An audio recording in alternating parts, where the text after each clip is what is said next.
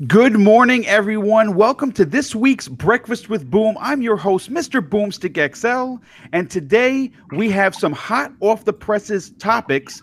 But besides that, we have one of the biggest and most talented panels I've ever assembled. But before we get into the topics, let me introduce everybody. First up, he is a gamer who single-handedly made Mud Trucks a major hit and got it into the top 10 of the MPDs. Panel member on the next podcast where his gameplay skills are legendary. Hashtag vote for the Don. When he's not being an awesome dude and having the gaming space kiss that ring, he's a full-time developer with loads of industry insider information, stout professional, and a very good friend of the show. Please welcome back the Don. Hey guys, that was probably the longest intro I've ever had, but I'll take it. So, Well, welcome, dude, man. It's great that you have it back on the show. You actually one of the original guests when I first started Breakfast with Boom, so it's always great to have you on here. I love your passion for the gaming space and your knowledge. You have a lot of inside information, and we're going to get really into that. But let me introduce the next panel member. Besides being an Xbox ambassador, he's a pirate legend who has sailed the seven seas. His seaworthy skill is the only thing keeping him afloat in the sinking ship known as Florida. Showrunner of Four Guys with Quarters, and he's still on a mission to find and eat a real calzone. Friend to everyone, Tick Network affiliate. Please welcome Clowns. Hey, what's up, Boom? Thanks for having me, and that was an awesome intro. Can I copy that? Yeah, you absolutely can. Yes, I don't have any copyright infringement problems. So you copy away. Glad to have you here, Clowns. Love your insight. We're going to get into some real big Sea of Thieves news, and I'm glad you're on today's show because you are the guy when it comes to Sea of Thieves. You've been very vocal on Twitter, on social media about it. So I kind of want to get your opinion on things. But next up, we have one of the biggest Nintendo fans this side of Japan, creator and showrunner of the outstanding Nintendo Direct YouTube channel, Xbox enthusiast, Octopath Traveler veteran, streamer extraordinaire, and all-around good guy. Please welcome Nintendo Direct. Yeah, what's going on, everybody? Appreciate that intro, man. Like I said, we got some good intros to talk. We got some good intros. We also got some good topics. Yes, to talk about today. And yeah, man, I'm ready. I'm happy that you asked me to be on here. I know we've been kind of going back and forth with trying to get on here because work's been kind of killing me these last few days. Hey, can I get Friday off? Yes. Then they see like no. So finally, I took it upon myself. I just said, screw it. I'm taking a vacation day, and so I am here with y'all. I cannot wait to get into these topics. Well, you know what? I really appreciate you taking off, you hanging out with us today. I have a couple of, when I have guests on that I'm good friends with, everybody here I like to bring topics that not only are relevant, but are in your wheelhouse. And we have a few Nintendo things to talk about that I think you're going to have a lot to say. So I'm very interested in getting your opinion. But next up, we have the gaming professional, and yes, he will make sure it looked like an accident. YouTuber, full-time member of the PC Master Race, all-around console gamer, proud member of the Game Couch podcast, and of course, the Scumcast run by the lovely Luca, a part of the Spectre's G Unit and host of the Real Talk Gamer Talk podcast. Please welcome Ryan the Professional. Hey man, that's that intro is fire. I say that. Thanks, brother. I appreciate it. What is going on, everybody? Ryan here. Yes, we're live with all of you. Good morning to everybody. I hope you guys enjoyed the show. We got some great topics. Do me a huge favor, hit that like button for Mr. Boom here. I tune into this show every week, even though I'm probably not as vocal as usually like I usually be because I'd be busy with work. But yeah, definitely hit that like button for Boom here. All right, and tweet it out. Let's go ahead. Yeah, I definitely appreciate that, Ryan. Great to have you back on the show. I think this is your second time on the show. Yeah, love the work that you do. Of course, the Scumcast with Luca is always hilarious. It's raw. Love the way you just you just say what you want to say, and that's it. And I love that about you. But you know what? Thanks again for being here. It's greatly appreciated. But last, and in no way least, besides being an absolute gentleman, he's a passionate and diehard gamer, a man who games for #fun, official member of the Dazcast crew, Forza Horizon 4 Racing All-Star. His YouTube channel gives you the best news, reviews, and previews in one place. What makes him special is his opinions are honest and well explained, and he's joining us all the way from the UK. Please welcome the Indie Gamer. Hey guys, thanks so much, Boom. Once again, an awesome intro there. Am I worthy of it? We will see. You're an absolute gentleman. I appreciate you being here. Really appreciate that. You're a newcomer to the community. You've been a gentleman. You treat everyone with respect. I like the work that you do. Your YouTube channel, when you do your videos, they are very honest. They're very thorough. So I can see you blowing up on the YouTube space for sure. Thank you very much. No, I really appreciate it. I really appreciate being on your show. It's a bunch of awesome peeps who I absolutely love to listen to and now hang with as well. So thanks so much for the opportunity once again, my friend. Awesome. Oh no problem. Now listen, I have a topics list I sent to everybody, but this morning, thanks to Van. And you might know him in the community as Mr. Midlife Crisis. He's one of the community's finest. He sent me over something through a DM, and I want to kind of talk about it first. The Divisions 2 private beta is coming is next week. It's going to be available for everyone, for people who have pre-ordered, and I think if you sign up through email, you might get the invitation.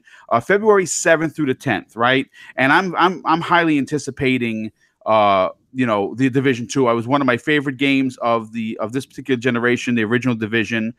And they sent out an email, and apparently this is really making the news, if you will. Obviously, I got the email this morning, and I wasn't personally offended, but I really want to get the panel's opinion on what was said and see if their response was correct. The email that went out shows a division agent looking up, and in the picture, it shows the White House kind of on fire. It's like smoke. And it says, "Come see what a real government shutdown looks like in the private beta." Okay. Now, apparently that ruffled a lot of feathers. People were offended. Now, I totally understand if you're affected by the government shutdown. I completely understand because obviously some people live paycheck to paycheck, and it's not right that they're not getting monies. So I kind of want to they sent out immediately an apology, and this is what they had to say. Hello, a marketing email promoting Tom Clancy's Division 2 was sent in error today. This was a grave breakdown in the process, and we apologize for this error and the offensive subject line of the email. We recognize the very real impact of the United States government shutdown on thousands of people who did not and we did not intend to make light of the situation. Don, you and I were kind of talking about this prior to going live. We saw both sides of the coin. What are your takes on what they said and their immediate response to apologize for it? I think making fun of the government's neutral ground. I really do. Yeah, I agree. Yes. It doesn't matter what side you side with, Republicans or Democrats or whatever else is out there, right? There are times we've all been frustrated with that entity. It's something we all have to pay into in regards to that. We all know people in the government, Pred, for example, he was affected by the government. Yes, he was. Stuff like that. But the same token, we've all seen hardships as well. And the hardship is nothing out of proportion to what other people have experienced in this, in the United States. As a matter of fact, it's very mild in comparison. So it is one of those things, like, if we can't just have a little bit of lightheartedness of those sort of situations, that concerns me a little as a society. In regards to that, I mean, it's not like it would have been like much different if there was an actual tragedy like 9/11 or something like that happen, and then they show something like a burning building, right? Right. Yes.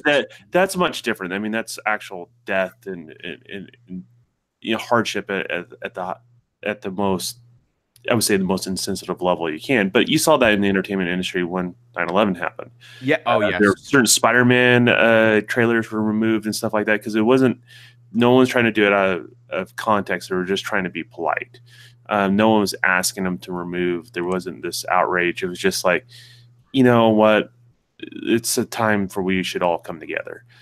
So and there's something like this, like it's the government. If you can't make fun of the government, like then I don't know what else you can make fun of. I mean, I thought that was fair game. So, but you know, the government workers, I know they work hard in regards to that, and they're going to get paid as well. So it's just an inconvenience at this time, and they're figuring things out. But at the same token, if you can't laugh at your situation, I don't know what you can do, to be honest with you. So. I agree. I agree with you. It's we were talking again. We were talking prior to going live. You know, if you are a person that watches like the Late Late Show in your country or on your favorite network, these personalities that are on there, they go after the government all the time, and they have said 15, 20 times worse than that. Now, again, I understand if you're affected. It's going to hurt. But at the same time, you know, I don't know. I mean, I'm kind of like 50-50 on it because, like I said, I obviously I'm a retired New York City police officer, and I worked 7 years without a contract before getting one. So I understand. But me personally would have seen this if they were referring to my particular past employer. I would have probably laughed about it. But you know what, Clowns, I want to get your opinion on this. Did you find this email offensive? And do you think it was right for Ubisoft to immediately issue an apology for it? I'm going to be honest here, Boom. I didn't find it offensive.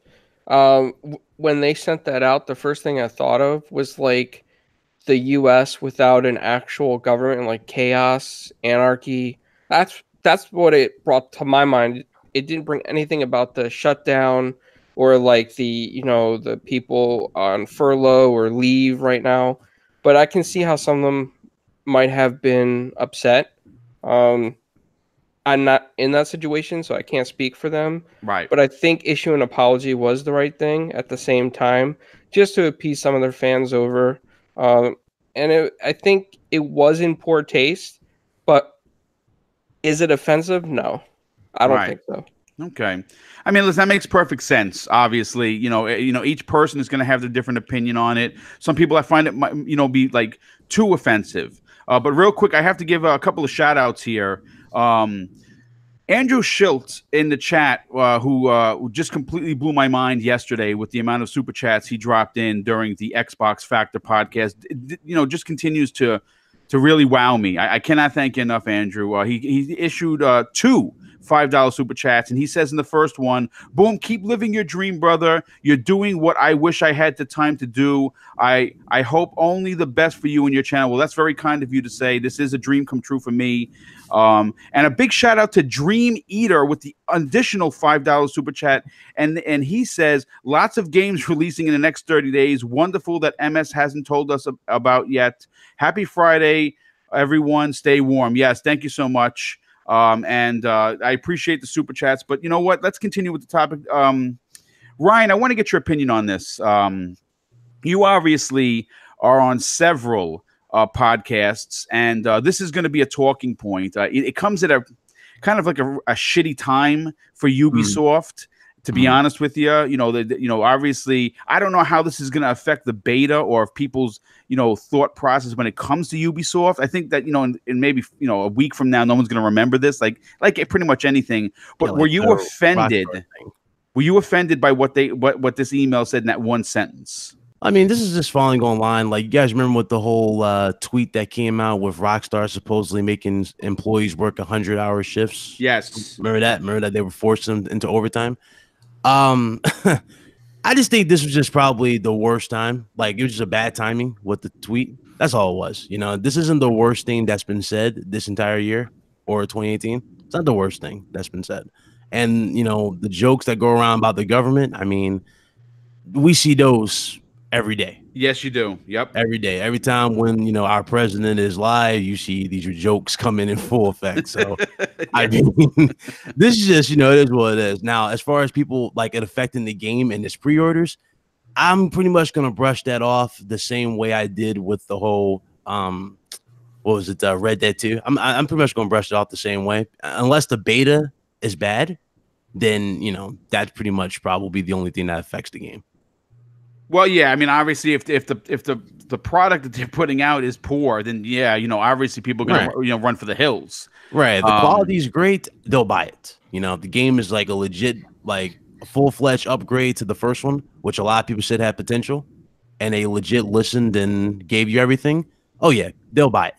But if it's just another generic sequel and it's not really much changed, obviously they're going to voice their opinion and be like, okay, I'm not a fan of this. So right. No, I mean, and that makes perfect sense. I mean, that's perfect business sense, is more specifically, because if the product is not up to par, well, then you're not going to sell it.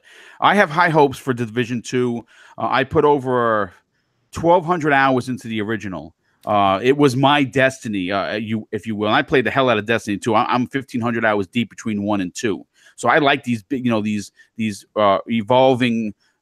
After the main campaign, you just grind. I happen to really enjoy that. I'm expecting this to be a lot better. But you know what, Indie Gamer, I want to go to you next on this, dude. This again, of course, you can say it's poor timing. It's in bad taste. But again, I personally, this is just me, did not find it as offensive as I've seen some people are really bent out of shape about it, and for good reason. If you are affected by the government shutdown, then of course you're gonna be like, man, that's just a dick thing to say. But it was one sentence. They did issue the apology. Whoever wrote that email obviously is fired. There's no doubt about that. What are your takes on what was written?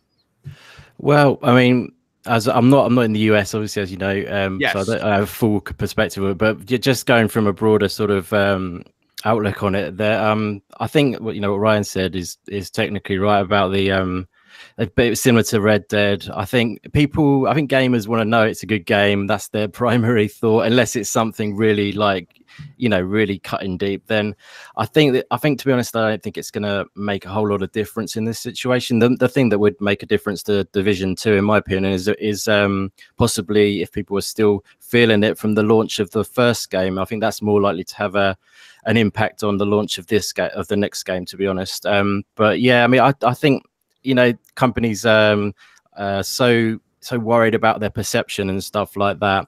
Sometimes the back and forth, it can look a bit unprofessional. They might have even made themselves look silly by sort of apologizing in this situation. Like maybe people should just stand by, like get it right in the first place and things like that. But yeah, on this situation, I think I don't think it's going to harm them.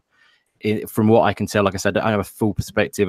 Sort of, I'm not immersed in your culture right now, so right. But yeah, from afar, it feels like it's another one of those small little issues which should hopefully just be forgotten about within a week's time, I would say.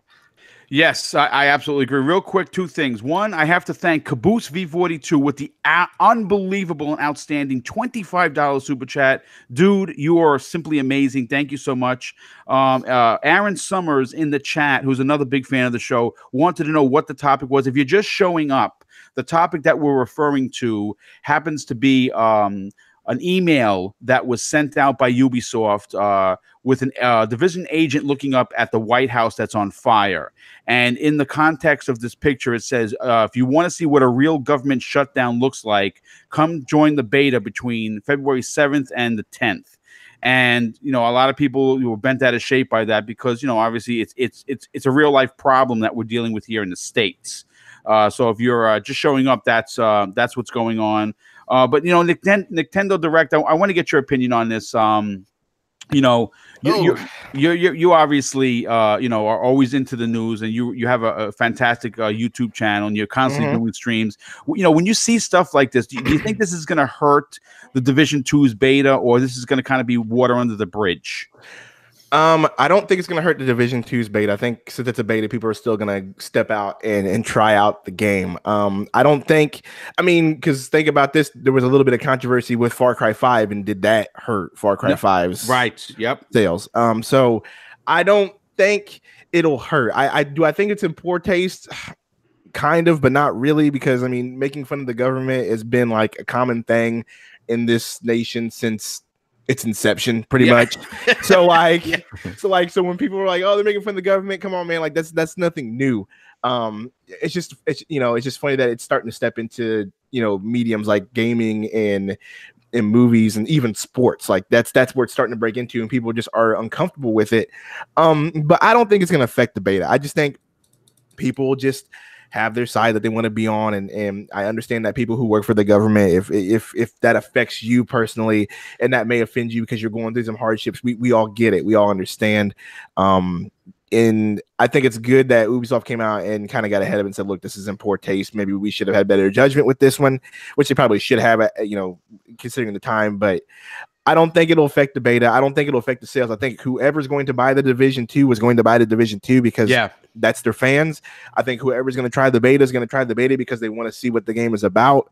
And that's it. But, as far as will it affect? No. Was it in bad taste? Kind of, not really. I like Don said, the government's been fair game. So, I mean, I get why somebody would be upset, but at the end of the day, it is what it is. It was a bad marketing choice. They're going to fix it. And that's it. That's just really my thoughts on it. Yeah, no, well, I mean, listen, perfect. Everyone on the panel had great, great ideas, spoke really well about it. I mean, there's really not much more to say regarding it. It's, again, bad taste, poor timing, sure. The worst thing I've ever heard, no. Like I said, you turn on the Late Late Show, and outside of them saying the F word, there's been a lot worse said.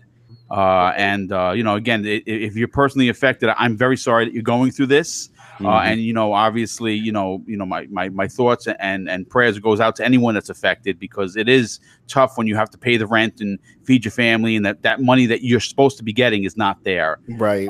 Which is the real travesty if you think about it. Like, that's the real issue. Yes, it's disgusting. It's gross. It's absolutely disgusting that. But that's the political thing, and we're not going to get into that. But right, you never want to mix politics in game. Oh no. This show would go all the 96 people watching would run out from the hills, and I wouldn't blame them. Apparently, we're on a crash course for that, though. So, yeah. Well, listen, let's move on to the next topic before I put out the fire. Let's hopefully it stays out. I this one has been kind of swirling around, and because we talked about the Division 2, I kind of want to segue into this. Epic continues to prove that they are here to stay with their storefront, and earlier in 2019 pulled the Division 2 away from Steam, and now they just announced that they got another big one in Metro Exodus. This story will not go away. At the Game Awards in 2018, Epic Games made a huge splash when they announced the Epic Games Store. The news took the gaming world by storm. I did not expect this. I don't think anyone really saw this coming. Here was the direct quote regarding the announcement. For the past 5 years, we've been building tools enabling Epic to bring our games directly to our players. The company writes in a blog post. We built the Epic Games launcher on PC and Mac featuring Fortnite and the Unreal Engine. We built a worldwide digital commerce ecosystem supporting dozens of payment methods, and we gained great economics through the scale of Fortnite's growth. And what's important about what they were talking about in this interview was they kept quoting fair economics, right? And obviously, when you talk about gaming, a lot of us, we're content creators, so we go past the gaming, if you know what I mean. Like, we go into the business side of things. That's why I'm glad I had Don on today. And we know that there's a significant difference in percentages that Steam gets as opposed to what Epic is asking for. As of this writing, and I checked this morning, Steam is still taking 30% of all revenue if you're going to put a game on their service. Yeah. Whereas the Epic Store is only asking for 12%. And if you take a game like The Division or Metro Exodus that has the potential to sell millions and millions and millions of copies, this is a lot of money that is going to be going back directly to the the publishers and the developers. Don, let me ask you something. It seems as if the shot across the bow has already happened when they announced this in December during the Game Awards. How long do you think that that Steam could continue to be coy with these big titles making headlines, moving over to Epic Store? They can't afford it. Yep. Well, here's the thing. They can't afford it on many levels, right? They can't afford to lose those titles, but they also can't afford to match Epic. Okay. and that's what people don't realize. So a lot of where all this kind of comes from is their own engine. So Epic makes more money having it on their own personal store than having it on Steam. So they're not paying out Steam, so they're kicking back that dividend to the developer.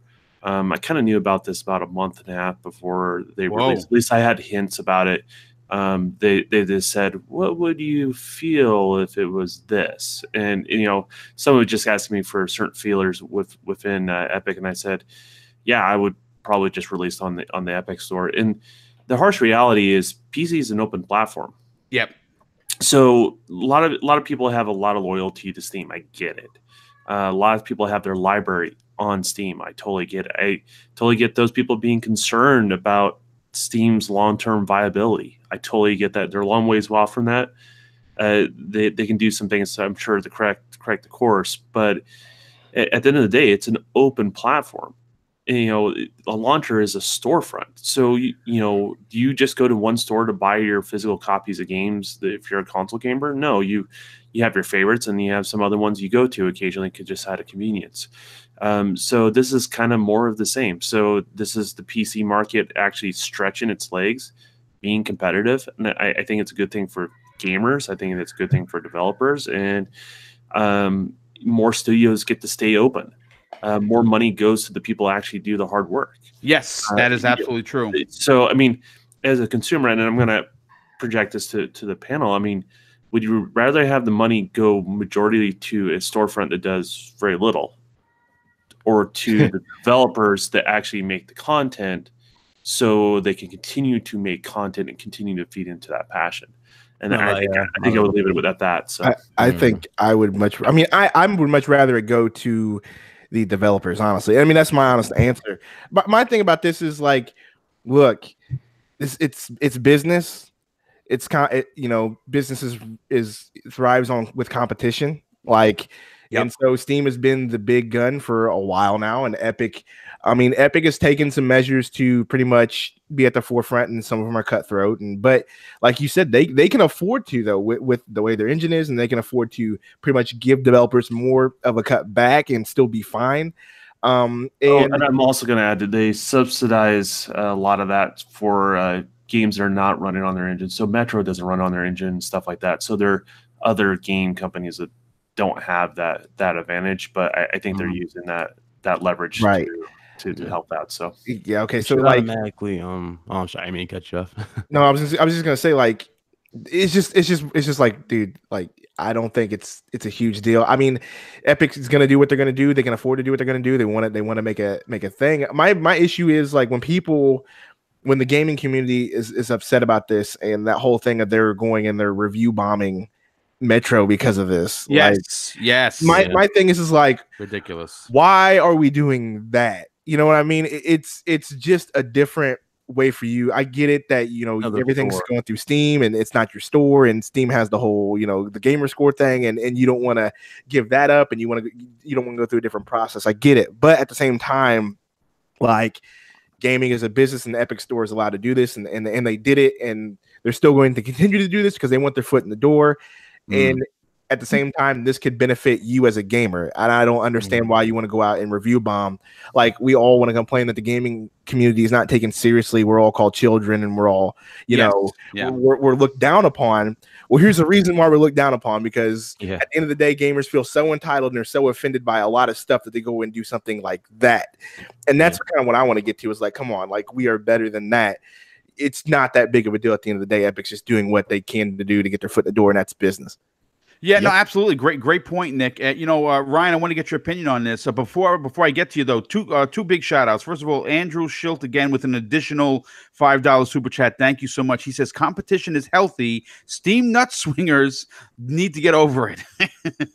So there's that. And of course, the Savage Lobo with the amazing $5 super chat. And he says the actual problem is that they made Metro Exodus a timed exclusive on the Epic Store. If you want to get it cheaper there, you'll be out of luck. And I kind of want to bring that up, Ryan, because I saw the price difference. Metro Exodus, I think, is $47. $47 yeah. $47 on Epic Store.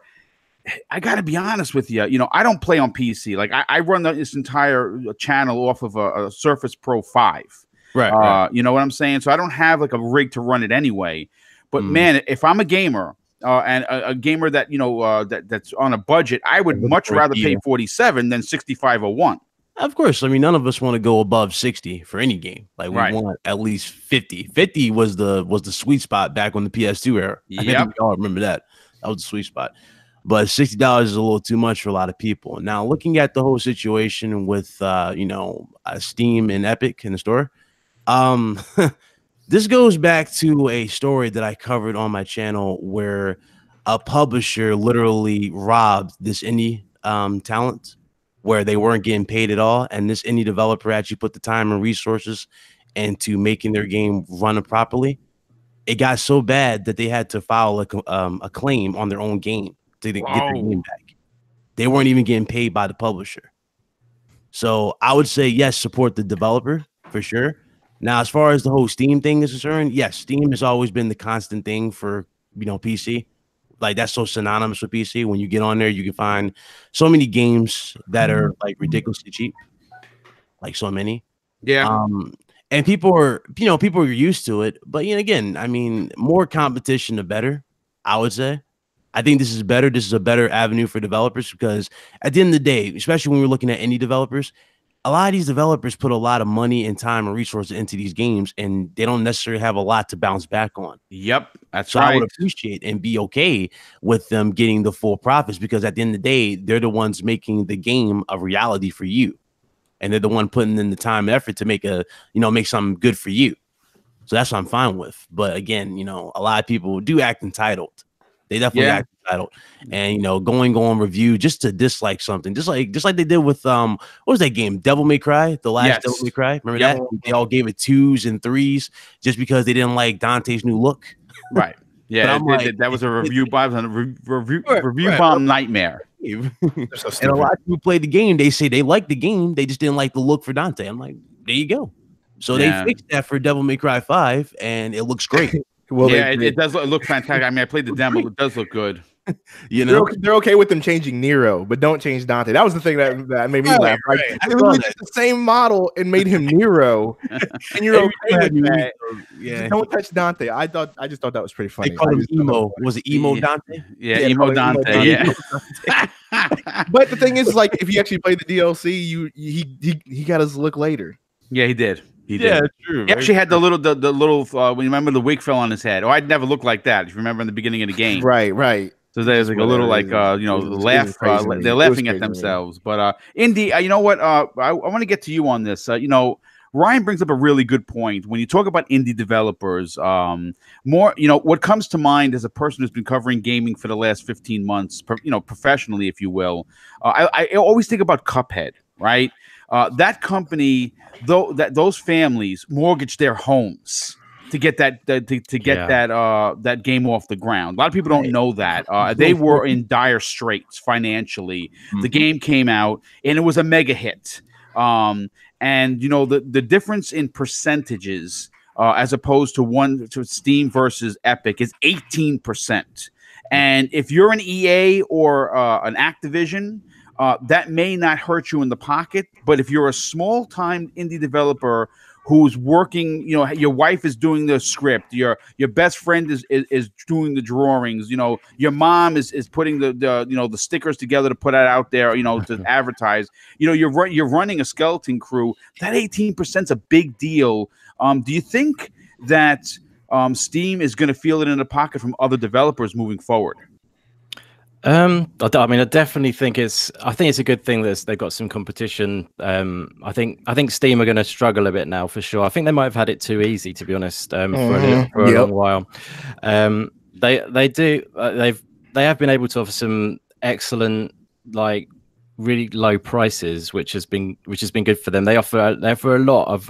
I've been in Steam a little bit. I don't play PC very much, but I could, you know, they've always got good deals going on in there. I follow a few PC gamers, and yeah, they offer some great deals, which is obviously something that they're able to do because of the markup that they are able to do at the moment. But with Epic coming in, challenging them a bit, it's definitely gonna shake things up for them. I'm sure of that. The other thing is PC games. As far as I'm aware, I mean, the same for everyone now. But like, as far as I'm aware, you can't hardly get a physical PC game anymore. I don't believe. It's easier to get console games physical. It's mostly easier to stream it, or not stream it, but the download is strictly from the sites because it's easier, faster. That's what I thought. Yeah, you have a better return policy with Steam. You can literally return it at any time you want, unless there's only one requirement that needs to be met if you want to return a game. You cannot have more than an hour played on the game. Right, correct. Okay, that's the only requirement, and that's the smart thing with Steam, so you can do that. Yeah, I mean, they've got a good setup. I mean, like I say, it's been easy for them, and they've been able to have something good. But competition is always a good thing in every respect, and definitely for the indie developers, it's a great thing because of that. They work a lot. The small teams work a lot, and they struggle for years putting out a game, and they're basically the markup is minimal through Steam for a small scale outfit like indie developers. So the more you can get in their pocket, the better. To encourage more development and encourage projects along like that. Sometimes projects get started and fail. So it's definitely good to encourage them along for sure. Absolutely. Yeah. Well, I mean, look. No. Again. Say what you want. I was about to bring up this one more studio. You guys remember Telltale? Yes, we certainly do. Yeah. Now, Telltale, if I remember correctly, their game is on Steam, is it not? I believe so. So you think about that and the fact that they're struggling. What would you rather the money go to? Them to help finish the game, or what I'm saying, go strictly to Steam? That's a fantastic point, dude. It makes you wonder if there was an 18% difference, would that company still be around? Yeah, that's because imagine. Remember again, like you brought up a good point with Cuphead. Imagine if Cuphead was solely on Steam. Yeah, they could have been in big trouble for sure. See, there you go. Yeah. That would have been. I'm telling you. Yeah, no, absolutely. And you know what? That developer, they came out of nowhere. They put out a fantastic product. We're getting DLC. In the form of, I think, half the size of the original game, which was already big this year, that's a big deal. So yeah, you don't want to see the small mom and pop. I mean, look, when you talk about business, right? I grew up in the import days. Like I used to get all my games imported and play them months and months and months before the US got them. So it's back in those days, the mom and pop stores, right? They were thriving. And they got choked out by the Walmarts and the Targets and of course the GameStops. Right. And it's almost the same thing when you talk about with Steam. If Steam is the only place to go and you have no choice, you can only count 70% revenue. That's sometimes not good enough. Like I said, you don't want a monopoly. You want options. Yeah. Absolutely. Like, everybody's on the same exact budget as you. And that's the bright side about it. They need competition. Savage Lobo said is also on the Epic Store as well, the Walking Dead. But that's good. That's good. It's on the Epic Store. But again, still, it kind of goes back to what I'm saying. That's more profit that they could have gotten, especially if we're talking about higher sales on Steam. Yeah. That's more profit that could have went to them that that they're not getting, and that's just going strictly to Steam. So. A great point. Clowns, I want to get your final point on this. Like I said, we everyone is in agreement that 18% is going to swing people over to the Epic Store. And if I was a developer, I'm telling you right now, like I said, I could barely tie a shoelace, so I'm not going to be able to make a game anytime. So Boom is not making any games. But if I had that kind of talent and I did have a small studio, the price difference in regards to what they're offering from one to the other is big. And also, it's Epic. They can afford to do it simply because Fortnite is making billions with a B each and every quarter for them. So, this is a good move on them. How long do you think Steam is going to be relevant? And what will it take for them to drop their pricing to try and match, Epic? I think that Steam needs to evolve and match Epic now. The sooner, the better. On the flip side of things, though, I mean, the incentives that Epic is offering developers is definitely enticing. It's a great way to get some cash flow in create more content. But I think there's going to be a dark side to this, Boom. I think there's going to be a backlash and a dark side in the fact that a lot of people in privacy and security are not content with Epic being funded or 40% owned by Tencent, which is a Chinese company. Right. And I think there's going to be an underground backlash because of the lockdown on Metro and because of this privacy concerns. I think it's going to create underground groups to do piracy in Epic Game Stores. Really? I think so. Yep. Well, I mean, listen. Again, we don't want to see the piracy get back. That was something that was rampant in the early 2000s. If you remember, there was piracy left and right. I mean, you go to any corner and you can pick up the newest game on a plain disc for $5, $10. You know what I'm saying? You definitely want to see that. I hope that does not happen, because that would be any time of situation where the industry is in dire straits because of illegal actions like piracy.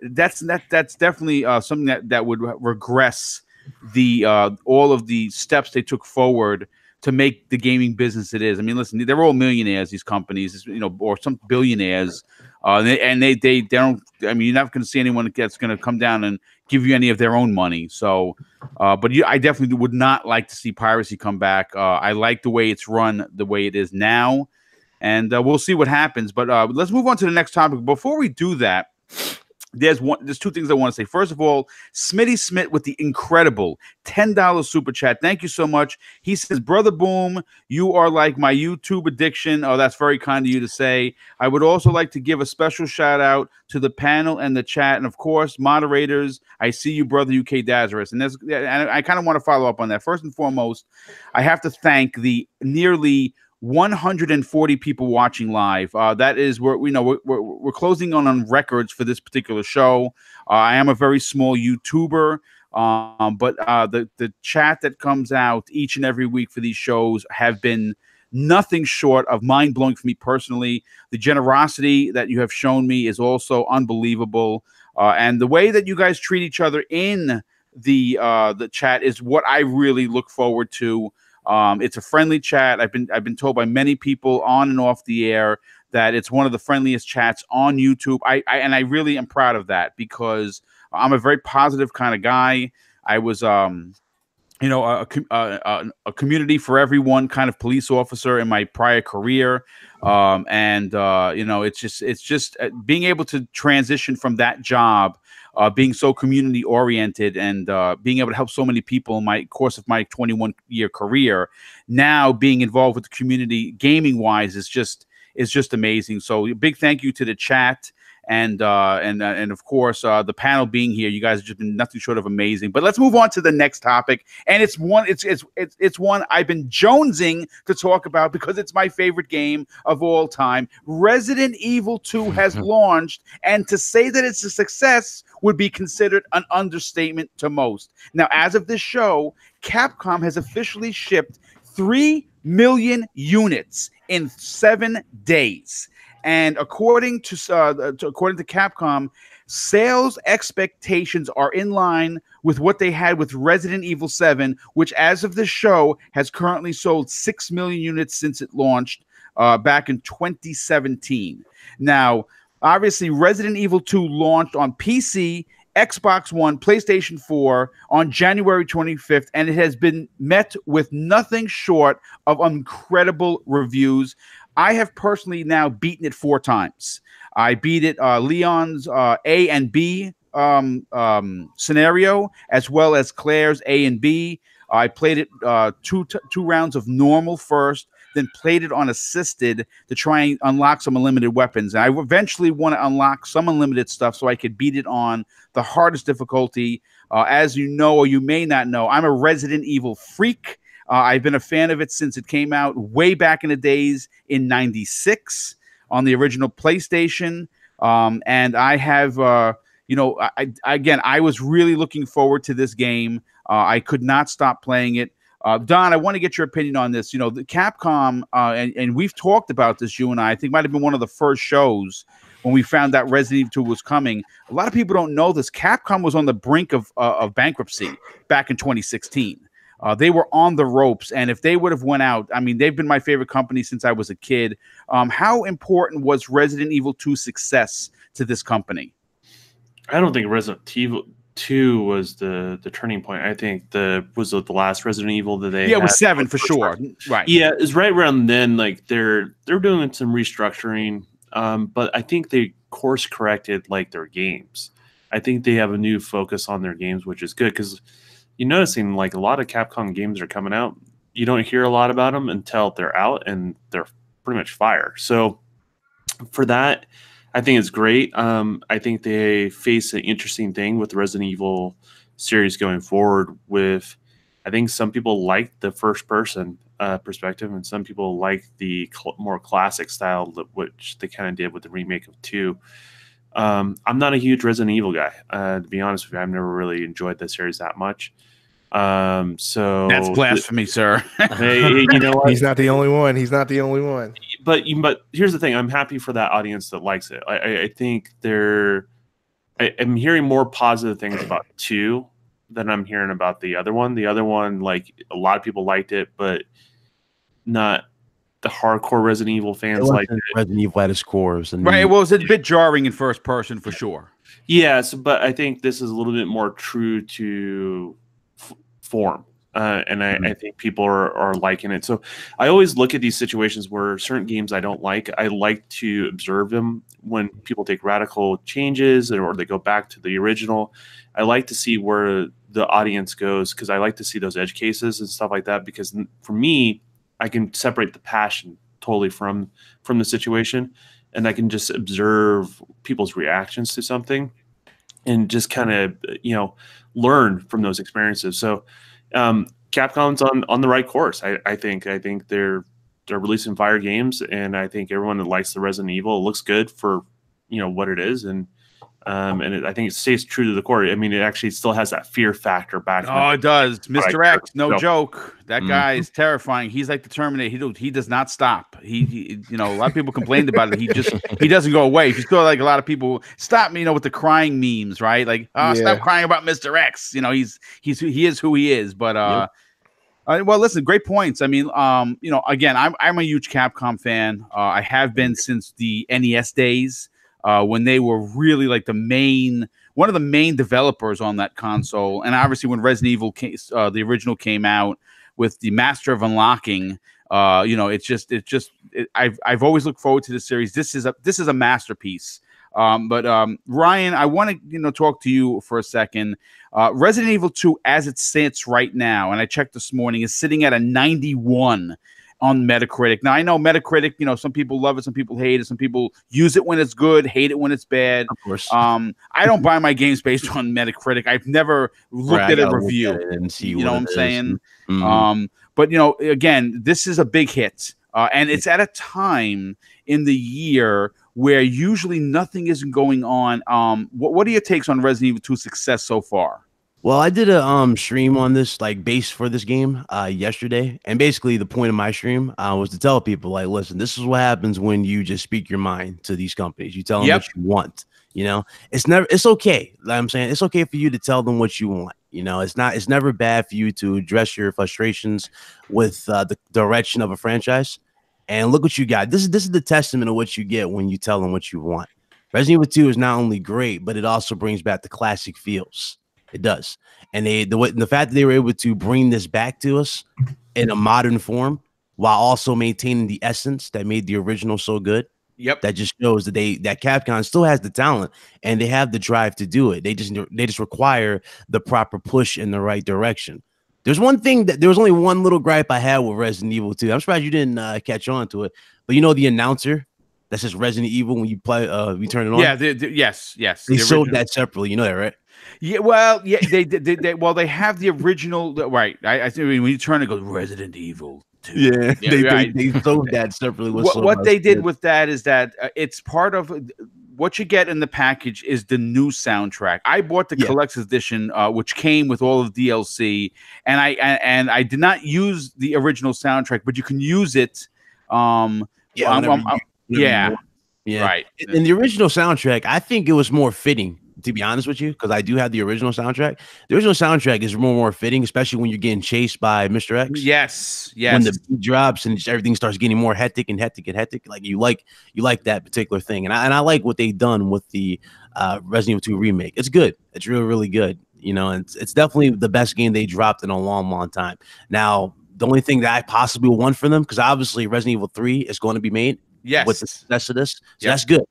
Now, I would like them to venture into another avenue and resurrect another franchise. Dino Crisis? Like Dino Crisis. Yes! That's what I'm talking about, dude. Yes. If you can give me Resident Evil 2, which, by the way, Resident Evil 2 is not a long game. It doesn't have a crazy long story. Resident Evil 2. Right. But if you can give me this type of excitement, this type of effort on Resident Evil 2 by default, then at least give me, or at least try to give me Dino Crisis. That's even better. That's pushing the envelope. Yeah, I agree. I absolutely agree. Let me just give you a little, again, I don't know how many people use the 4chan forums for information. Of course, a lot of it is rubbish, right? You can't take everything with a grain of salt. But at the same time, there's a particular guy, Anonymous One, on there who constantly drops Capcom information. He broke the Resident Evil 2 story 6 months before we even knew what was going on, and he was right on point with all his information. Now, is he a Capcom insider? I don't know, but I am going to say this: according to what he has said, he or she said that Resident Evil 3 is in pre-production, and they are in the process of releasing Dino Crisis the same way they did with Onimusha for $20, and they're going to see that these are basically feelers to see if these franchises have the fans still. I played through Onimusha, the $20 one that just came out, almost twice. I absolutely loved it. It's fixed cameras and all. I never got into Onimusha at all. I understand the people excited for it. I never got into that, but if they are going to release Dino Crisis for $20, yeah, that's one of the rumors that they're going to be releasing it. A up-resed version of Dino Crisis. I'm all in for $20. Yeah, sure, that's not bad. It's for what you get for Dino Crisis. You get a very long game for $20. It is long. It is, and there's a lot of those jump scares, bro. That goddamn Tyrannosaurus, man. He did not he's like Mr. X. He's relentless. You're in the first encounter with the Velociraptor. Yes, I certainly do. Still gets me to this day. Still gets me. It's really, really good. But I would like to see, because remember, if you look at the scenes that we see for Resident Evil 2 remake from the original, you notice how they're more impactful now. Because even though you know what's going to happen, they've done it so well with like the set pieces and the production. Yeah. Again, just imagine Dino Crisis on that. I'm on board, man. Take my $60 right now. I'll pre-order it. I would love that. That would be so good for the time. I think that would be perfect. There's nothing wrong with remaking the game as long as you do it right. Right. There's no problem with that. Like, for example, there's proper ways of doing it. Like we see there was Resident Evil 2, right? Call of Duty Call of Duty 4, which was remade for the PS4 and Xbox One. You notice how they just did that to sell you microtransactions. Of course they did, yes. And that was the worst way to do a remake. So again, you can do a remake. Remakes can sell if they're done properly. If they're not done properly, then obviously you're going to just hurt everybody, because not everybody's going to be looking forward to them. No doubt about it. Real quick, I have to thank Predator H2O, who drops a $5 super chat. And because this is a PG show, I'm going to bleep. He says, how the bleep did Metro get a collector's edition, but Anthem doesn't? What the F, hashtag vote for Pred. That guy's always running for president. This guy's amazing. I'm part of the hashtag vote for Pred movement in 2019. He makes me feel sorry for putting my gameplay up. I mean, I know how this is going to turn out. Oh my God! Well, listen. Anyway, I want to also thank once again Smitty Smith with an additional $5 super chat. Thank you so much, dude. That is really, really generous of you. He says, "People crying about Mr. X. LOL. Wait until they see Nemesis, and they'll be committed to a padded room." Let me tell you something. And Nemesis, he's scary. When he screams stars. Yes, 5 seconds. My God! And we don't even count the fact that when he has the rocket lancre at first. Right? Yeah. Forget about the he just grabbing you and throwing you around like a rag doll. Yeah. Nintendo Direct, I want to get your opinion on this, my brother. Resident Evil 2. I don't know if it's ever going to come to Switch. I know that Resident Evil 7 is running on the cloud in Japan, and that's a big deal. I would listen. I'm going to tell you, I love Resident Evil so much. I would buy it again on the Switch in a second. Did you get a chance to pick this up? And are you a fan? No, much like Don, not a big fan of Resident Evil. Okay. That's just me. Never have been. When I was younger, never really picked it up. I watch people play it. I love watching people play it. That's literally what I do. I'll watch people stream it, or if my buddy's playing it, I'll sit next to him with my hands over my eyes because I jump scare real easy and stuff like that. So like that's really how I experience Resident Evil. So I mean, if they could get it to run, how they did with Resident Evil 7, that's cool. But I don't think it would end up coming to the Switch. I think the Switch would need a lot more hardware upgrades and in that sense. So I don't think it would, even though it would be cool if it did. But as far as what they did to change this game, I know from personal experiences from good friends who are huge fans of Resident Evil who have done nothing but complain about Resident Evil up until recently. They absolutely love this game. They absolutely adore this game.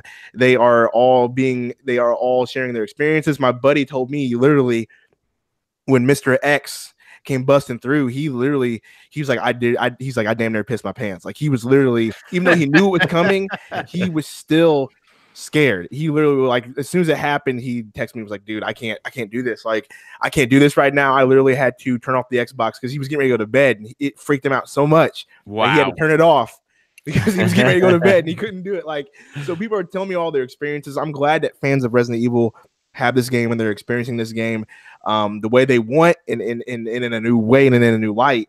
It's great. I think it's awesome for Capcom that they hit with this. I think it just means nothing but good things for Resident Evil in the future, as well as other franchises coming out, because we still have Devil May Cry to come out. Let's see how that goes as well. So, yeah, I mean, just good on Capcom for once again listening to the fans, taking a chance and doing well with it. That's just how I look at it, and I can't wait to see what they have in the future. Yeah, that for you. Sorry, I want to add on to what he was saying about Resident Evil. When your friend heard the heavy footsteps, did he go quiet? I don't know. He literally, this is what happened, right? So I go to bed. Normally I go to bed early because of work. So he was playing it and he was like, this is awesome. Because it was like his first day, the first day coming out. And he was experimenting. He was like, this is awesome. That's all I kept hearing him say. This game is awesome. And he didn't really have much to say as far as getting scared. I went to bed. Literally when I woke up, because I wake up at like 4 a.m, I had a text message in all caps. Like, I couldn't do it. I couldn't finish this thing, man. Like, I had to go and it was one of the funniest things I ever woke up to, because he literally just, it hit him hard, and he like just had to put it down and go to sleep and be done with it, because it was one of the funniest things ever, man. When you hear stories like that, Nick, that just goes to show you how they turned it around, Capcom. Because you remember Resident Evil 6, I didn't finish it. I've beaten every Resident Evil in the franchise 25 times over in every version, American, Japanese, you name it. And I could not just get through 6. I just thought it was Gears of Resident. It just was it was terrible. Yeah, and I wanted to finish it. I really wanted to, and even to this day, I just it's just that terrible of a game. To hear this, it actually makes me smile. Not so much because the guy got scared, because listen, it's let me tell you something. You play this game with a pair of headphones on, and you're gonna be either committed or you're gonna be going rush to the hospital, because when Mr. X or like for instance, when you hear a door burst open, you hear those heavy footsteps. Yes, you just stop. You don't move. You stop. You look around like, okay, are those close footsteps, or is he like behind? Is he above me? Is he above me, or is he around the corner? Because there's been a couple of times where I've come around the corner and I've had like one of those Bugs Bunny moments. You're like, doink, and you turn, and the feet are moving at 1,000 miles an hour trying to get away from him. He's not going to kill you in one shot. It's still he's a menacing thing. Yeah, he's a stalker. Yeah, so it's like, no one likes to get stalked. It's like Alien Isolation. The game once. Yes, that was the same. I loaded the game yesterday, and I was the photo room where you basically get yes. I came out that room and went down the long hallway on the left and went straight down to the little armory, the lockup. Yep. He comes out the lockup. It was funny as ever. I was like, I thought he was above me, but he came directly out the lockup. So yeah, that's a what the F moment for sure. Yeah, it's scary. The liquors are really done too. I'm surprised people are not talking about the liquors. And it's funny. It's funny you were going to bring that up, because I actually was going to bring that up when I was talking to Ryan about this. The liquors they are also, they will destroy you. And a lot of the times it's not just one of them. There's usually two Yeah, it's like in there. in certain hallways. But what I like about the liquors is the added detail that they do with the claw marks when they do on your back. Yes. Yeah, that's so great when they do it, because like, you know, it's very like it's on point. Like if they hit you from above, you'll see the claw mark going down the wall, like they did a diving attack. Like I like that a lot. That's really, the details is just bananas. Indy, I want to get your opinion on this. You know, we talked prior to Resident Evil coming out. Obviously, I'm super stoked about it. So much I've beaten it 4 times. What are your takes on what Capcom was able to do with a game that was 20 years old? I absolutely love it, to be honest with you. I haven't played a massive amount of it, about 2 hours, but so it hasn't got really meaty yet, and it's not got the real edge of intensity yet. But I'm absolutely loving it more than I even thought I would, to be honest with you. The presentation is absolutely superb. I actually played I just played sort of the bit before the demo. I played a little bit. I played that, and then I was like, no, wait a minute, I'm starting again. I'm putting the hard drive in. I just want to record this. It looks amazing. I could not believe how good it looked. I love the style of it. It's got sort of like it's definitely got a Capcom sort of look to it. That's slightly different. It's got that sort of like, Japanesey sort of influence to it, like the look, like this. It's beautiful, I think. But yeah, no, I'm absolutely loving it more than I thought I would. Really, I thought I'd really enjoy it, but it's taken me by surprise. It's I thought the thing I was worried about is it might feel a bit dated, with all the menus and everything, right. The management of your gear and all that sort of stuff. But that actually feels just right. I'm glad they didn't change any of that. Obviously, that's intrinsic to the whole Resident Evil, basically DNA. So yeah, it's really important that they keep all that sort of stuff. But yeah, no, I'm really loving it, and the backtracking doesn't feel bad at all. That's part of the game as well. Right. Yeah, loving every part of it, really. So I just want to get back to it as soon as possible. So yeah, I'm all in on it. Hey, Boom, we got somebody in the chat saying sneak past the liquors will make your life easier. I suggest you do that when you combine that with Mr. X also following you. Yeah. I listen. Again, you could try to get past the liquors, but they just, again, I've done it. Like I've kind of like just walked past them. Like if you see them looking the other way, you kind of like, if I step, am I going to hear a creak and it's going to turn around and I'm fucked, right? I'm so sorry, clowns. I want to get your last opinion on this. Resident Evil 2. When we talk about Capcom. Obviously, I think Resident Evil, that's just, that's one of their mainstay franchises.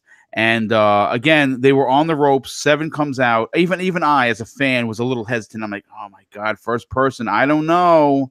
This isn't what this is, this is not my Resident Evil. And it was my game of the year. It was Mooch's game of the year. A lot of people game of the year. That game was terrifying. They put the horror back into the franchise, and it looked like they did it again in this. Everyone's talking about Mr. X and the liquors, and listen, there's a shit ton of zombies, and when they get a hold of you, unless you have a stun grenade or something, you can a knife or a regular grenade, you're getting chewed on. And when there's a couple of them, you kind of, when they let go of you, you're disoriented. So there's that fear of, holy cow, which way am I supposed to be going? And there's been times where I've been grabbed by a zombie, and that damn Mr. X is right there. He's walking towards me, and he doesn't care who he gets in front of him. And you get disoriented. How important was it for Capcom to put the horror back in the franchise? I think it's extremely important because it got all the fans hyped up again. I'm kind of with Don, Boom. I've never been a Resident Evil fan in the past, except for 5. I think 5 was amazing. But I think Capcom has grown up, has evolved, has taken more risks, and put more evolution into their games. And I think they're doing their fans right 100%. And I think they're going to continue doing these kind of like revivals of Resident Evil and making the series even greater than it has been in the past. Yeah, well, I hope so, dude, because I'm like I said, give me Dino Crisis, give me a new Onimusha, give me Resident 3. That's funny because a lot of people, you see when the game came out, oh, but it's just a remake. It's not. It is it's a reimagining, is what it is. Yeah, it's your childhood basically redone for the current generation. There you go. You know what's funny? Yes, properly. yes. You know, Ryan, you bring up a really great point.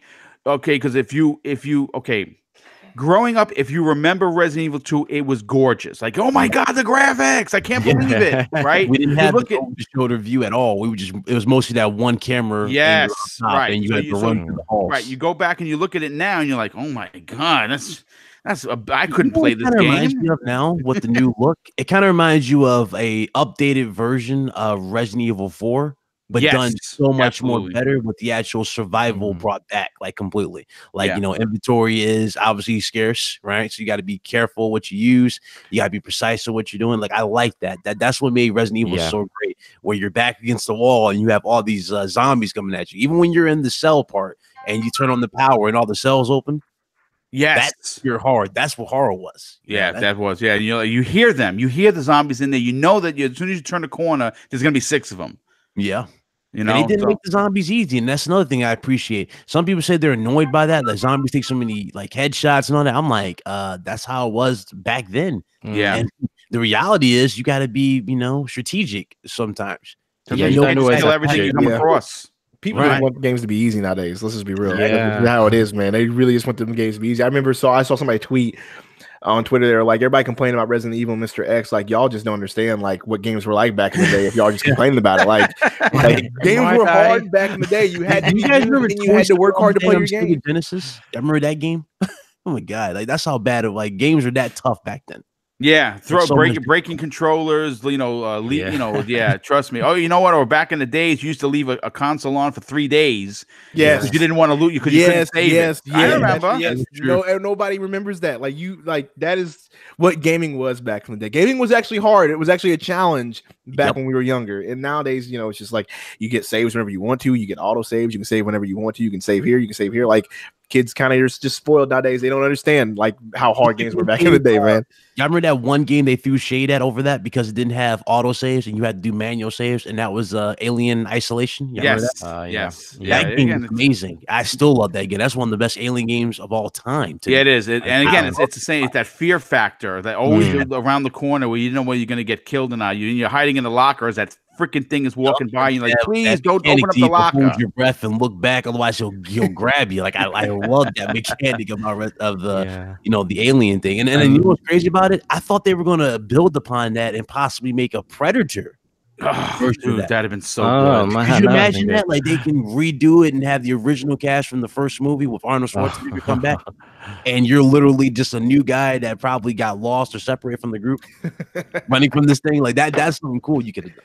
Well, listen, let me tell you this. If anyone from that development house is listening, hire this dude right now and don't bring up another Alien game on mobile. Please don't do that. But you know what? I don't understand the thought process behind that. I just don't. I don't know. When I heard that it was coming out, I got excited. When I heard it was mobile, that's all excited. I'm like, oh God, we're getting a part 2. We finally get to see what happens to what was her name? Amanda Ripley? Yeah, Amanda Ripley. Yes. Amanda Ripley. Yes. I'm like, okay, we finally get to see what happens to Amanda Ripley. Oh, no. This just in. It's a mobile game. Like, you know what? I'm done. Yeah. Well, listen, real quick. Andrew Schilt in the chat with another $10 super chat, dude. I cannot thank you. That's too much, my friend. Thank you. He says, "Boom, I'm scared. Checking out IGN's new Crackdown 3 video, and the initial impressions are not good, my dude. It's getting roasted in the comments, and I hope it's more fun to play than what he saw." You know, I don't have Crackdown as a topic, but you know, I mean, you know, I just watched the video just so you know, Boom. Okay, so you know what? We'll make it a topic. Screw it. You know, again, this is how news works. When you're doing these things, sometimes breaking news happens. I'm super stoked for Crackdown. I think that I've been very transparent about that. I loved Crackdown 1. 2 was okay. I didn't hate it as much as others.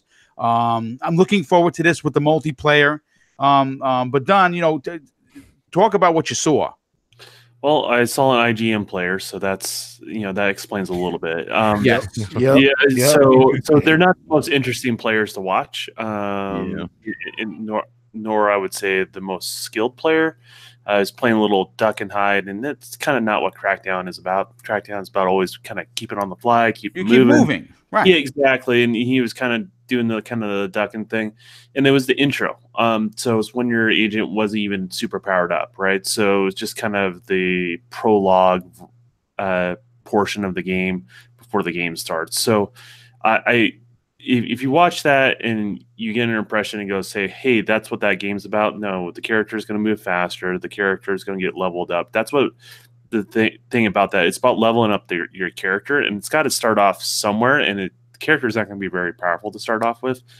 And most people are not going to play the game the way I would say that player did. So as somebody who's a huge Crackdown fan, I just wouldn't put too much into it. Try it out in Game Pass if you're interested and judge it for yourself. So.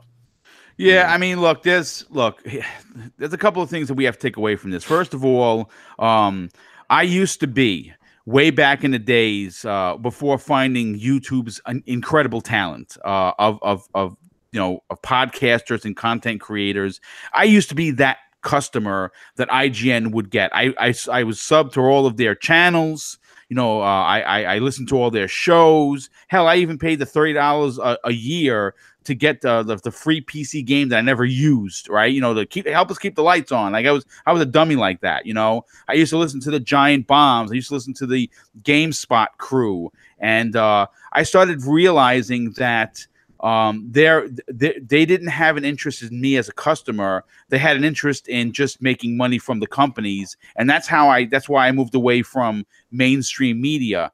Yeah, sure. Do I look at reviews? Yeah, I still look at reviews. They certainly do not sway me from buying or not buying a game. I'm too invested in this ecosystem to allow that to happen. But at the same time,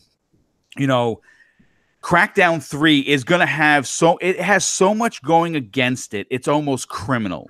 Again, yes, I understand it was delayed numerous times. No one was more disappointed than me. Like I said in the beginning of this freshly pressed topic, I'm a huge Crackdown fan.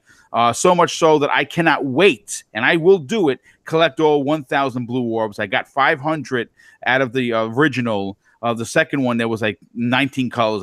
I couldn't do it. It was just ridiculous. But Ryan, let me ask you on this. We've heard from different sources prior to what we're talking about today with IGN that Crackdown is going to surprise a lot of people. There were several sites that were actually reporting this, that they played the cloud-based destruction, and it's fun from start to finish. Do you think that Crackdown 3 has a chance? Honestly, after all the delays, I mean, one could hope, right? That's basically what I can say about that. Like, hopefully it does, because if the game has been delayed this much, right? Because mostly it was due to the multiplayer that was delayed or something like that. Yes, they were trying to figure out the cloud-based. They wanted to do the cloud-based destruction. That was what was holding them up.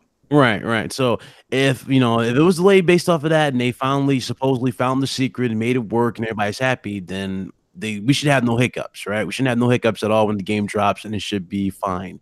But I mean, really, if you think about it, though, I don't think they can mess up if you think about it, because it's on Game Pass. So you can't go wrong with $10. You really can't go wrong. No, you can't. I mean, listen. I mean, that's the advantage of Game Pass. $10 a month, or I always say this. Look for the sales, folks. Boom here is paid up until almost the middle of 2020. And why? You say, well, how'd you do it, Boom? Well, every time they had the 6 months for $30, I dropped $30. Because even though Boom buys everything, according to Mooch, thanks Mooch, I appreciate that. It's still, I live off a pension, folks. I don't work, right? My work is what I'm doing right now, and this is just a hobby. It's not really work. So does it save me money? Sure. If Microsoft starts releasing all of these bangers, those are games I don't have to buy unless, of course, they're collector's editions, and then I'll figure it out. But at the same time, you could be frugal, and you know what? No one's going to, strong arm you. Crackdown isn't going to be for everyone. I've heard the comments. We've all heard it. Well, I look at cell shade. It looks like a cartoon. Well, if it wasn't that, then it wouldn't be Crackdown 3. Yeah, Um, just hoping that it's good. I just hope that it was worth the wait, basically. Me too. I'm right there with you, Ryan. I'm like I said, I'm really looking forward to playing it. I don't usually play a lot of multiplayer stuff. Like I don't play Call of Duty, PUBG, Fortnite. I don't do any of that stuff. But I will be playing like multiplayer, The Division 2, Anthem. You know, I played obviously in Destiny, but you know, Crackdown is going to have a different shtick, if you will. And the Destruction 5v5 thing, I think it's just going to be you're going to be sitting on your couch with your headphones on, talking with your buddies, and just laughing all the way through. And that's what gaming is, right? And that's the fun factor, and hopefully they obviously nailed the fun factor. You know, that's what we buy these games for, is the fun, you know, immersion. So hopefully they deliver on hashtag fun. Hopefully they deliver on that factor when it comes to Crackdown 3. You know, because you know, after all this waiting and wanting and speculating, I mean, they can't afford for this game to really just, you know, be terrible, pretty much. Yeah, and absolutely. Real quick, I got to give a shout out to Crazy Greek Dude in the chat, and he says Titanfall. Yes, my friend, I played Titanfall so much that it was actually one of the first games I've ever prestiged in regards to these online shooters. In Titanfall 1, Titanfall 2, I played the absolute hell out of that game. Loved it. Really, really keeping the fingers crossed for a Titanfall 3. But Nintendo Direct, I want to get your opinion on the Crackdown thing. You know, this is a game that has so much luggage, man. It's just a lot. Man, it's almost to the point where I feel sorry for Microsoft. I feel sorry for the developers because yeah, sure, there were a lot of things that went wrong, but I just feel like it's not going to get a chance. And already people, I mean, listen. Who knows who these people are? They could be part of the toxic Sony community that we know, and each community has their own toxic, knuckleheads. But it seems like this game can't get out of its own way. What are your takes on what we're hearing on the video? I don't know, man. Like I agree. I think right now this game has a stink about it just because of the amount of delays it's had and people looking at it, oh, the cloud didn't work, yada yada. And it's just like, I don't know, man. I just think it's going to do well within the Xbox community. It's going to do well if you have Game Pass. I don't think a lot of people are actually going to go out and buy it outright. I think it's just going to be a big hit within the community. I think everybody in the gaming media is just going to bash it. That's just the way it's going to be. They're going to say, oh, it's not good. You know, like Don said, you watch the video and the guy's not even playing it, you know, properly. He's just kind of ducking around and not playing the game the way it should be. IGN kind of, you know, they have, I don't want to say they're biased, but they have their people that do what they do. Yes, their preferences. And so, yeah, I mean, me personally, I'm not a Crackdown fan. If I had to be honest with y'all, I played 1, was never really had much fun playing 1. Never played 2, but the saving grace for this game is that it's in Game Pass, and that's the only way that they will get me to play this game is the fact that it's going to be in Game Pass. So, I mean, that's the way Microsoft's looking at it right now. I mean, I think so far they're more so pushing Game Pass than they are pushing this game because they want people to get into the Game Pass ecosystem more so than purchasing the game. So, that's the way I look at it. I just think the game had a stink, and people are just going to bash it, and that's just the way it's going to be. Yeah, it's very unfortunate. It really is, man. Yeah, Indie Gamer, I want to get your opinion on this real quick. You know, the thing is this, you know, Crackdown 3 is important because it's a Microsoft first party. There's no denying it. There has been talk. I've read a few things where there is going to be a Crackdown 4. And I hope that's in fact the case. Again, I want to make sure 3 is good. I'm hoping that I have all the great memories from 1 and 2 that I get in 3, you know, with the co-op and the single player and the multiplayer. I'm hoping I get that. But as important as Crackdown 3 is to the ecosystem of the Microsoft platform, it's what's on the back end that's just as important, and no one's really talking about it. And that, of course, is the cloud-based technology that's being used on this game. If it works the way that they have described it's going to work, this is going to be big for all Microsoft first-party titles going forward. In your opinion, with the Crackdown 3, do you think both points are important? Yeah, I mean, I think it's the problem obviously stemmed from way back when they probably announced it too early, when they weren't properly prepared. They got excited about the technology they had. and they wanted to showcase that, and then unfortunately couldn't quite get it to work properly. But yeah, no, that I think then once they showed that weakness, then everyone had already jumped onto the negative bandwagon on that. Unfortunately, now it's carried through. But I personally think it's going to be a good game. It's just going to be up against the people on the negative side. But I think it will it will do well. But and with regards to the marketing side of things, a lot of people are saying they should be doing more marketing. I do agree with that, but at the same time, they're doing a lot of marketing for Game Pass. Maybe you could be even doing a little bit more there, but I think that they're pouring the marketing into Game Pass, and that's how they're marketing it, if you see what I mean, as a whole. So in turn, that's marketing, Crackdown via marketing Game Pass, which is fair enough in a way.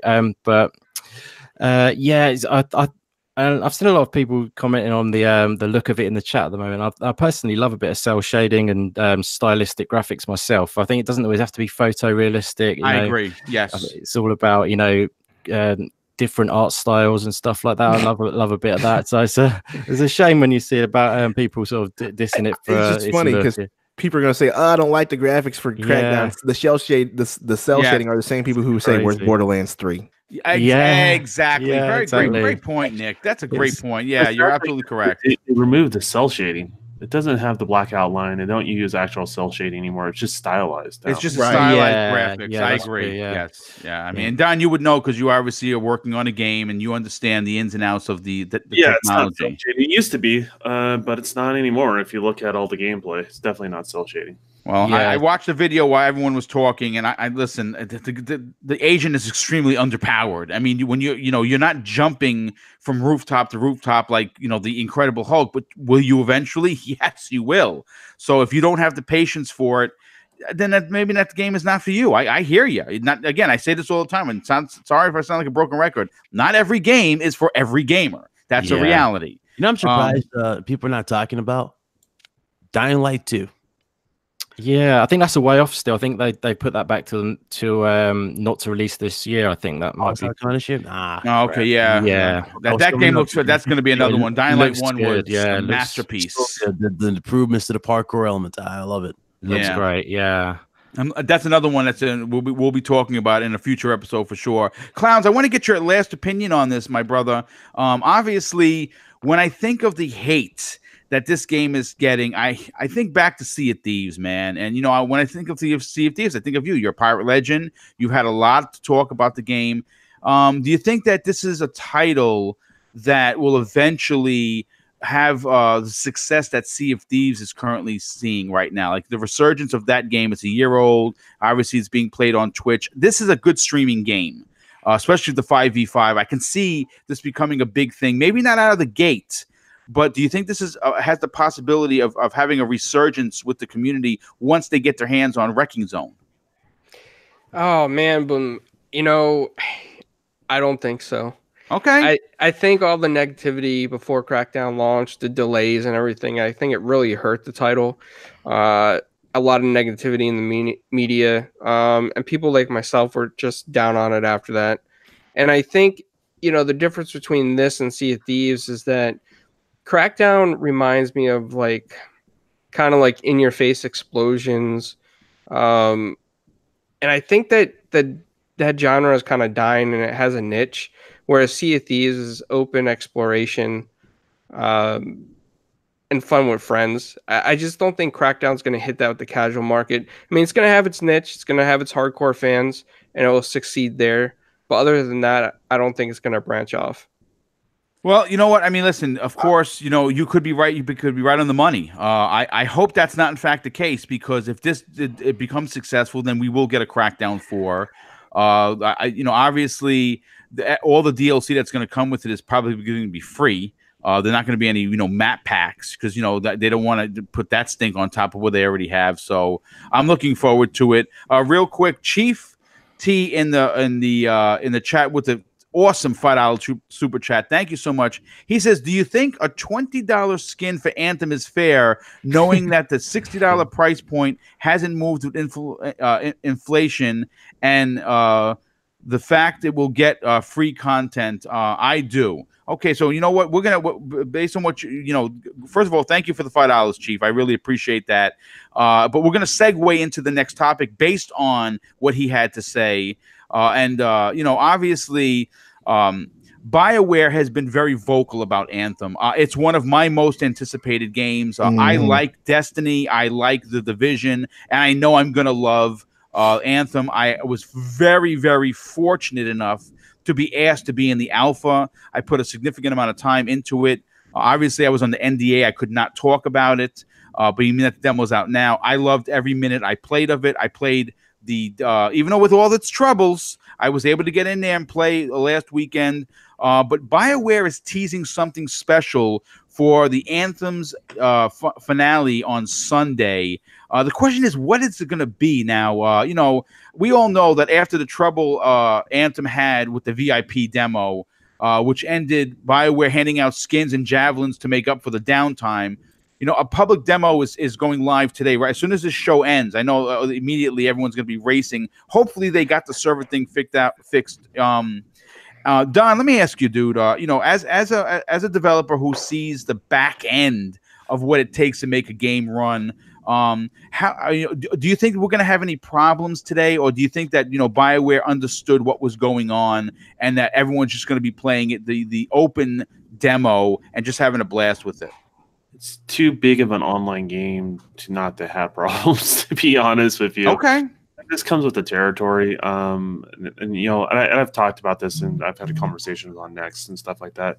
It's about how often problems occur. It's how long the problems persist, and, you know, how quickly they address the issues. So pre-release, I mean, on an open online game, I expect something. They're going to probably have problems early on today, and that's going to be, you know, it's going to be tightened up as of Saturday and then Sunday, and then you're going to still see problems when it launches the first couple of days. I'm sure it's going to be playable, but you know, it's going to be one of those things. The first couple of days is going to be just a little bit rough, and they're going to improve everything they can, because there's just so many unperceivable things you don't realize once you get the game in that many hands. You're like, oh crap.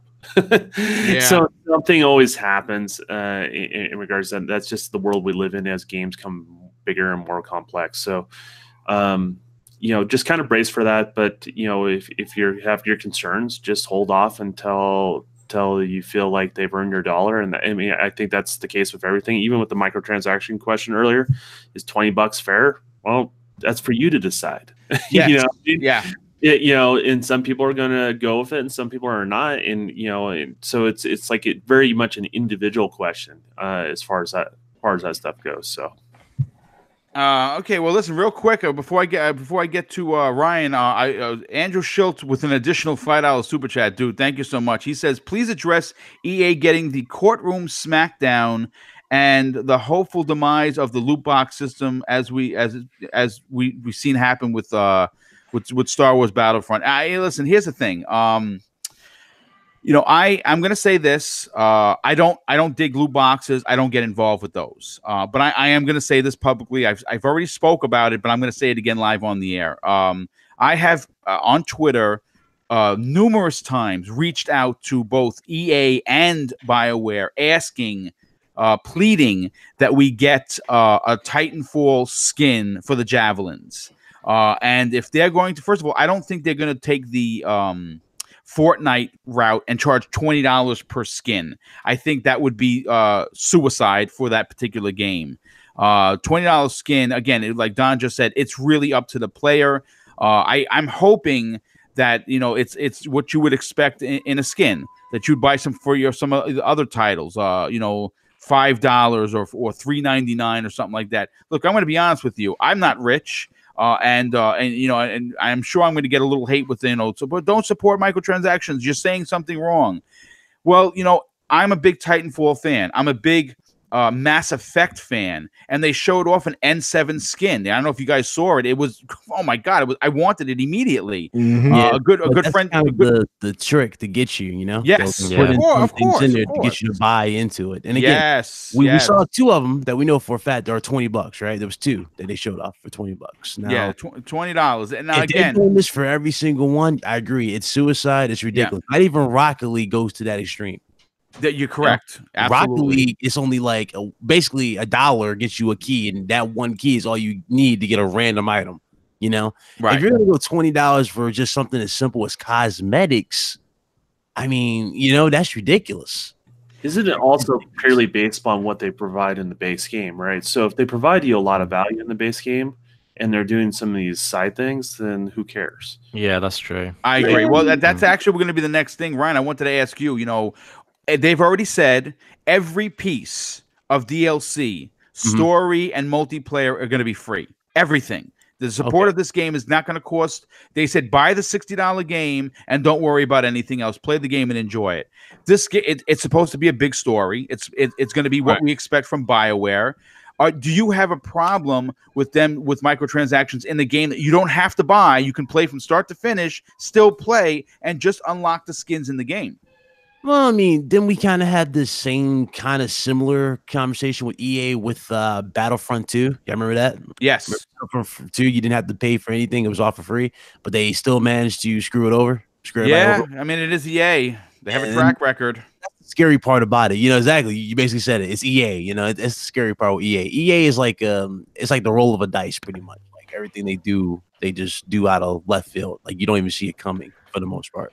Like none of us expected to see cosmetics at this price at all. Like maybe, I mean, I think we all kind of figured they would sell skins for the, you know, the mech suits, but not for $20. Yeah, well, look, I'm going to say this. I'm just going to follow what you're saying, Ryan. I'm a huge Titanfall fan, but I will tell you live on the air, if that Titanfall skin is $20, you can count Boom out because no, I'll just design my own thing and I'll just do the, you know, it's a looter shooter. You got to think about the example you're setting for everybody. If you go and spend $20 on something simple as a skin for a beloved character or game that you love, that's basically enticing more people to go, yeah, guys, it's okay. We can support this. No, it's no big deal. And then eventually that might venture them doing something extreme, like some of you other Titans, or not other like suits, mech suits.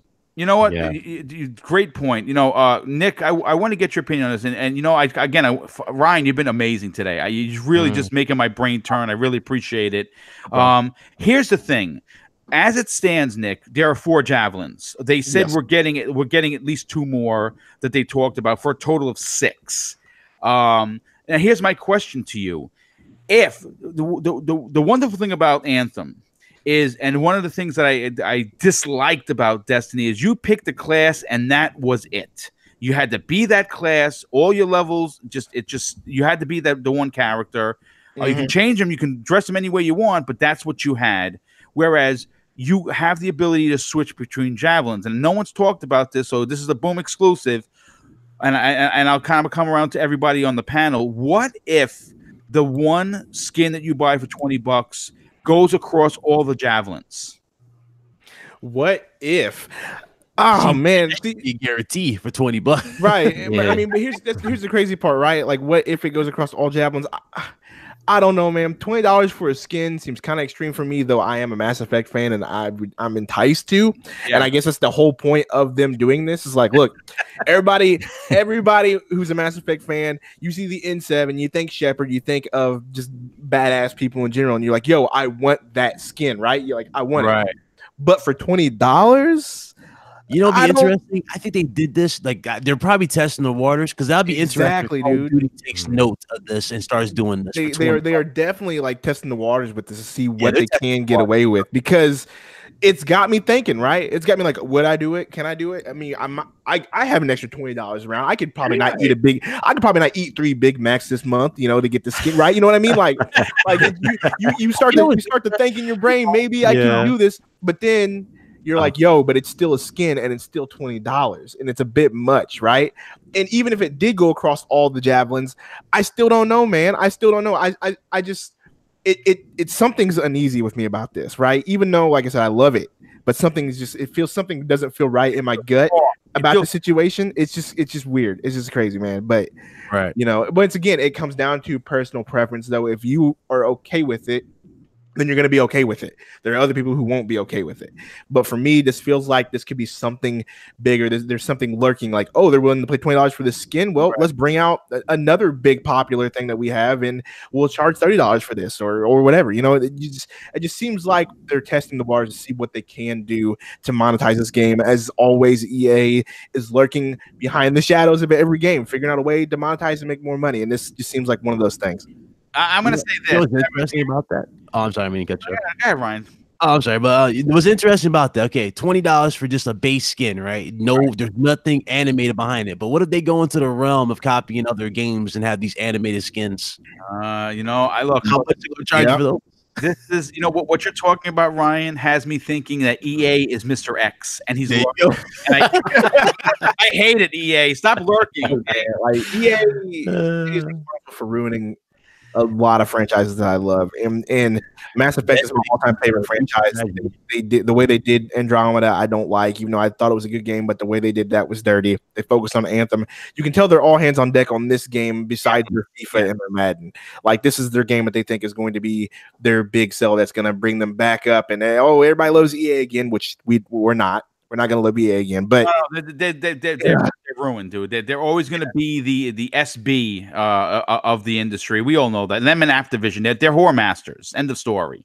But you know, Indie Gamer, I want to get your opinion on this, and of course, again, if you're on the panel, you want to chime in, please do. I'm going to be honest with you. $20 for a skin is very, very. I think it's too expensive. Somehow or another, Epic charges $20 for skins on Fortnite, and everyone is just throwing confetti. And I understand that they're the beloved company, and EA is the scumbag, if you will, of the development houses out there. So they're going to get the extra hate, and they deserve it. They deserve all the hate that they're getting. But you see, they have the Star Wars license. Could you imagine a Darth Vader skin on your Javelin, or a Stormtrooper skin? Now, Indy, are you buying these $20 skins? Not a chance. And we're not even counting seasonal stuff, right? Like we're holidays. I'd rather make a suit that I can wear than pay $20 for a skin. To be honest, although it's so, I know, well, they're just tapping into that. They're tapping into that nostalgia that I know that you've got, Boom. I know you're so tempted by it. But it's $20. Is it 2 skins you get or 1 for the $20? Sorry. You know what, dude? I don't know. I mean, regardless, it's expensive still, isn't it? It's crazy money. But I just think it's like testing the waters with it. So if you can, people have got to tell them how it is, and show them with our wallets, and not open it up, if you see what I mean. Right. They're going to go based on the response from the community. It seems like BioWare appeasing EA at this point. Like, EA is pressing them, look, we got to have something about it. It's like, fine, we'll give an N7 skin. Everybody loves Shepard. Here's an N7 skin, $20. Like, it just seems like BioWare appeasing. That comes out that's under their publishing deal always has some ridiculous microtransaction attached. Yeah, always something ridiculous. Yeah, I remember the first Star Wars game that we got from EA. That first one we got. That one didn't even have half the content that we got for Battlefront 2. Yeah, they just threw it out there. It's $60, and here's a DLC that gives you a pistol. Right. Or if you remember, Ryan, they buy the season pass $50. We'll tell you later what's coming in that season pass. Oh yeah, that's right. It was like, it says to be determined in the description. I remember that. Yeah. Right. They did come out in the mid though. They put that game out because of the movie. They're like, we got to rush this game out. That's no doubt about it. I mean, listen, that's the sad part. I liked it though. The gameplay was fine, multiplayer wise. I actually liked the new improvements, but they give the progression system. It's like, if you don't have the money, you're not going to level up fast. Real quick, Dingo Empire in the chat says something funny. So, how much is the full game going to be? $675. Well, I mean, people want a collector's edition for Anthem. I mean, you think about it, $20 just for skins. Now, could you imagine how much they would throw out for a collector's edition? Look, Ryan, I have to jump in here. Everyone that knows, that's been following me, knows Boom loves collector's editions. I just bought the Resident Evil one that was $200. I'm going to do an unboxing. It was supposed to be this week, but I was sick with the flu, so I kind of postpone that. I just didn't have it in me to get all the camera equipment, set everything up. But my two biggest pieces of that I look and I just smile from ear to ear are the two Titanfall collector's editions. One is Titanfall. So would you buy Anthem's collector's edition if they basically went the realm of the the big Titanfall one with the big mech and the other ones like on the ground? Dude, if I had to collect effing cans on the side of the road, I was getting it. I actually reached out to them. I said, BioWare, please, are we getting a collector's edition? And they didn't answer, so obviously we weren't getting one.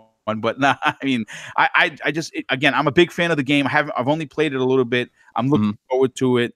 Clowns, I want to get your opinion on this. Obviously you are very vocal when it comes to these developers kind of like raking the customer over. Do you see that? Do you see if anything is going to be a Star Wars Battlefront 2 situation? Do you think it could possibly happen? Well, man, Boom, I'm one of the rare ones in the community that was a fan of Loot Crates. I like that random roll when you buy something. So I mean, I like it. I am. Whoa. We're gonna talk. You're not the only one, Clowns. I went on the edge. I mean, I just find it exciting when you spend like maybe $5 and you got a chance of like 3 different skins in a box, and one of them could be rare or epic. As far as $20 skins on Anthem, against that, I think you're paying too much for one skin. I think we would all benefit more from like a $5 loot box, yes, with random skins for Anthem, rather than one $20 skin that every single person is probably going to get, that plays the game, that's hardcore, and everybody's just going to look the same in the game. Yeah. Well, I mean, it'd be funny if somebody they'll like start picking people out. I'm sorry, Ryan. Go ahead. Oh, that'd be funny during matchmaking when people like start getting in games. They'll start picking people out. Like, oh, look at this sucker! He spent $20 on that. Oh, that's what they do, man. That's what they do. The rich look kids at this over dude spent $20 on this thing over here. Let's just headhunt this guy. Exactly. Yeah, exactly. I hope that's not the case. Oh, it will be virtual bullying. I do not like that. They'll be targeted. Eagle in the chat dropped the $2 super chat. Thank you so much. That's extremely generous of you. He says, "Can we stop with the $20 nonsense? Not confirmed." And I hope you're right, dude. We none of us here want $20 skins. Again, Boom. My take on it is I want some really cool other skins that are not like other game skins on there. I don't know if I would go $20 thing. If it's $20 across all of your javelins, including the new ones that will be DLC, I might drop it. You know what I'm saying at that point, because you're not buying, because I'm gonna probably use all of them. I'm not going to use just because I'm going to start out with the Colossus, but I'm going to eventually move on to all of them, and it would be great, and it would be really consumer friendly if that one skin that you buy is workable across all your javelins, as opposed to it just being, well, you bought the one for the Colossus and your other ones are gonna not be N7, because then you're talking lunacy. So you're saying, I want my whole crew, my whole squad of people to look like N7. I got to spend $80. That would be a feeling they just do it out there though, like the $20 price tag with the screenshots, just to see if people will react to it, possibly. And then they'll probably just follow the loot box format, where everything you saw in that screenshot will be in a loot box and it'll be randomly selected. That's probably what they'll do. The loot boxes make me nervous. I'm not a fan of them. I don't like the randomness. If I want a suit, I want to buy that skin and call it a day. Got to give a shout out to Rick Oakland with the $5 super chat. He says, "What's there supposed to be a part 2 to the single player of Battlefront 2? Yes, there was supposed to be free DLC for the single player campaign. I don't know if that's out yet, or if it's even coming out for that matter. Who knows? That game again. I thought it was already out, and I already played it. Okay. Yeah. Might be out, but you know what? Let's move on to the next topic. And again, this is the topic I'm very excited to talk about, because I'm a Nintendo fan, and of course we have Nintendo Direct. The chat. On the panel, and obviously, he's a big Nintendo fan. I'm a big Nintendo fan, and we have a few small topics to kind of hit on. Smash Brothers is as great as it is, it gets even more awesome because they just released a new DLC character. It's Mario's Piranha Plant, which talking with it's OP. I hear you grunting, so I want to go to you first on this. What are your takes on the Piranha Plant, which was free for people that bought the game the day one, which I thought was cool. Piranha Plant's dope. I'm not gonna lie. I'm really just Josh and everybody. Piranha Plant is actually a good character. It's actually one of the more balanced new characters that they've come out with in a minute because it has its openings and it has its weaknesses. Yes, some of its moves are kind of OP, but there are checks and balances when it comes to Piranha Plant. You can't defend yourself. Unlike beforehand, King K. Rool was kind of broken in the beginning, and Incineroar had some broken aspects. So this one's actually one of the more balanced characters that they put out, actually. But the only reason why I do that is because whenever I go to play quick play online and I'm playing Smash, all I face are Piranha Plants now. It's kind of boring.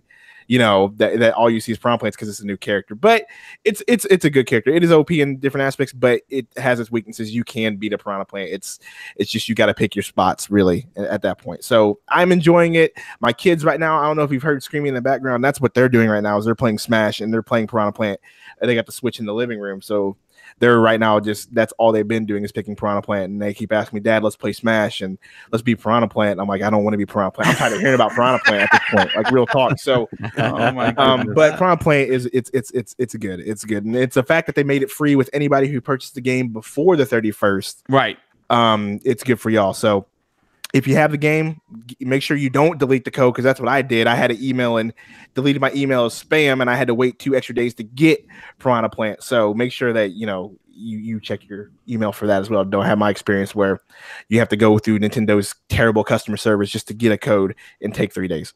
Well, you know what? It's funny you should mention that because that actually happened to me. I never got the code. I actually had to call, and it was very smooth. They were like, "Yeah, sure, okay. What's the number on your system?" I gave it to them. You should have gotten it. We're gonna send it in a couple of days. I got it. So I'm glad you had a smooth one because I called, and every time I called, we are experiencing high call volumes. Oh god! Email us here, contact us here, goodbye. Like literally hung up every time I would call. Oh my god! I was like, "Are you serious?" And then I would get online. And I'd go into the chat support, and then it'd be like, I wait 30 minutes in a queue, and then at the end, it'd get to me, it'd be like, there's no agents available for you at this time. And I'm like, what is going on, Nintendo? I just want an email with a code. It's not that hard. Make it happen. And finally, I got somebody through on the chat, and she was like, we'll get somebody to you within 2 days. They'll resolve the issue. I said, thank you. And then it didn't even take 2 days. It only took like maybe the next day at 5 o'clock. I had the code in my email. I was like, thank you. Nice. So that worked out well, but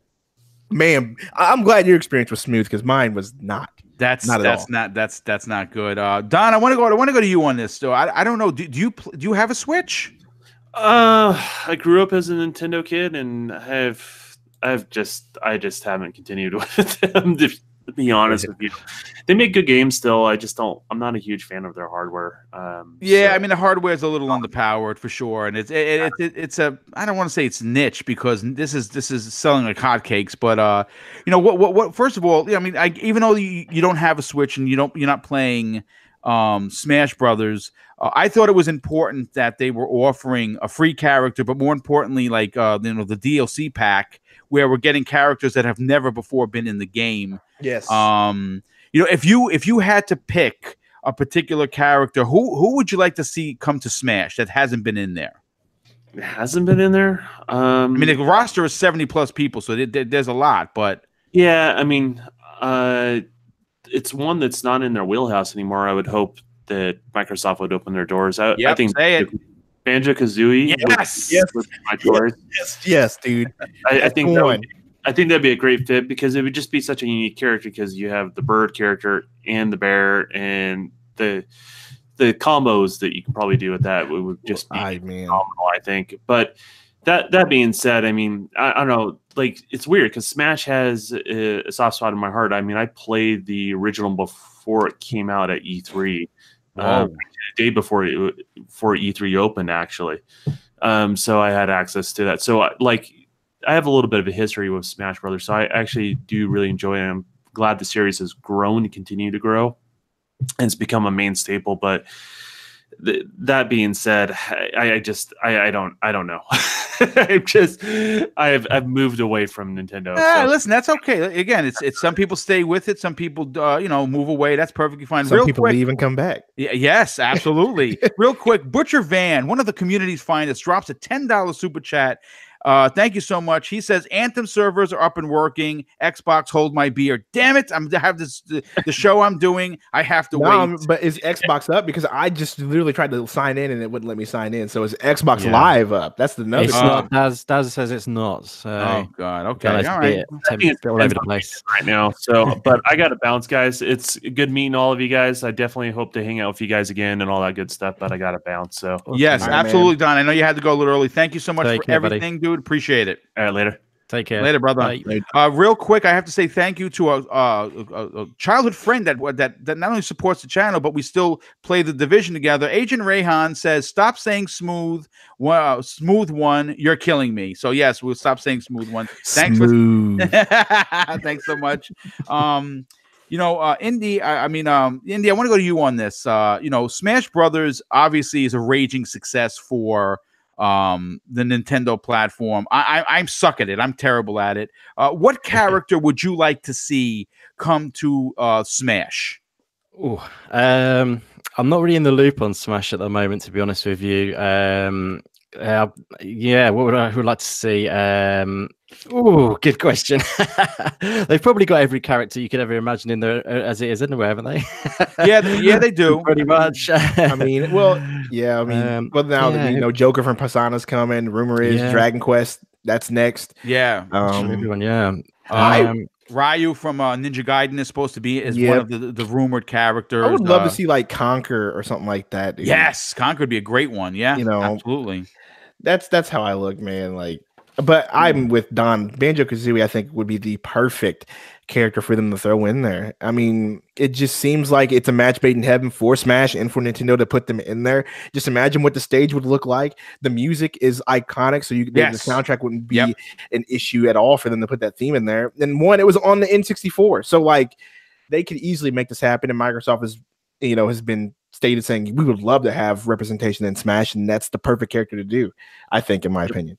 No, absolutely. You know what? We're going to keep with the Nintendo. And Clowns, I want to get to you. Metroid Prime was scrapped earlier last week in a very, very surprising move by Nintendo, where they did a video explaining that they're scrapping the entire project they've been working on for 2 years. It took the world by storm, but their reasoning behind it seemed extremely valid. For me, as a fan of Samus, a huge fan of the Metroid series, I actually applauded them. I was one of the few people that immediately came out, responded to the video leaving a message, and then went on Twitter and sent it out viral, hoping that people would see it, showing my support, because they realized the product that they were going to put out was going to be poor. And like we were discussing prior to going live, Nintendo's seal of approval that was such a big deal back in the NES days still carries weight in 2019. In your opinion, looking at it, whether you're a Nintendo fan or not, was this the right move for them to give this back to Retro Studios, the original developer of Metroid Prime 1, 2, and 3? I think so, because it shows that Nintendo values their own IPs, and that they're very firm and strict on their quality guidelines. So, I mean, it's great for the fans that Nintendo wants to put out a product that's going to meet expectations and probably over-deliver on those expectations. Yeah, I mean, listen, the one thing you don't hear about Nintendo products coming out is that there's problems. Like, you never hear, "Oh my God, Smash Brothers did not work." That we can't load a level, or character is glitching out. You don't really hear that, which I think is extremely impressive. Ryan, what are your takes on the cancellation? Now, obviously, this is going to cost the company, I guess, with some fans, because we were expecting Metroid Prime in 2019. At least I was anyway. I think Nick will agree. But the cancellation, them scrapping it, just really, I don't think we're going to see this game until maybe 2021. What are your takes on them canceling it? Yeah, I don't think they'll lose fans. They'll always have the faithful. to Right. Nintendo. What the problem is, people are just gonna be frustrated. Again, at the same time though, I don't even think they'll be that frustrated because it's going back to the person who basically started the whole thing. Yep. You know, and with that happening, again, that's good for them. My only complaint though, if I had a complaint about the situation, why wasn't it in their hands to begin with? Yep. Exactly. That's a great point. I think Nick said that in the prior to going live. Yes. Why were they given? Why wasn't Retro originally given this title? Right. Like, what exactly were they trying to do? Were they trying to like cash in further on the fact that I think that's what it was. I think that they had a timeline that they wanted to meet, and I think that they gave it to somebody else because I think rumor was Retro was working on another game at the time, and so they had a timeline that they wanted to meet, and so they gave it to their own people to work on it.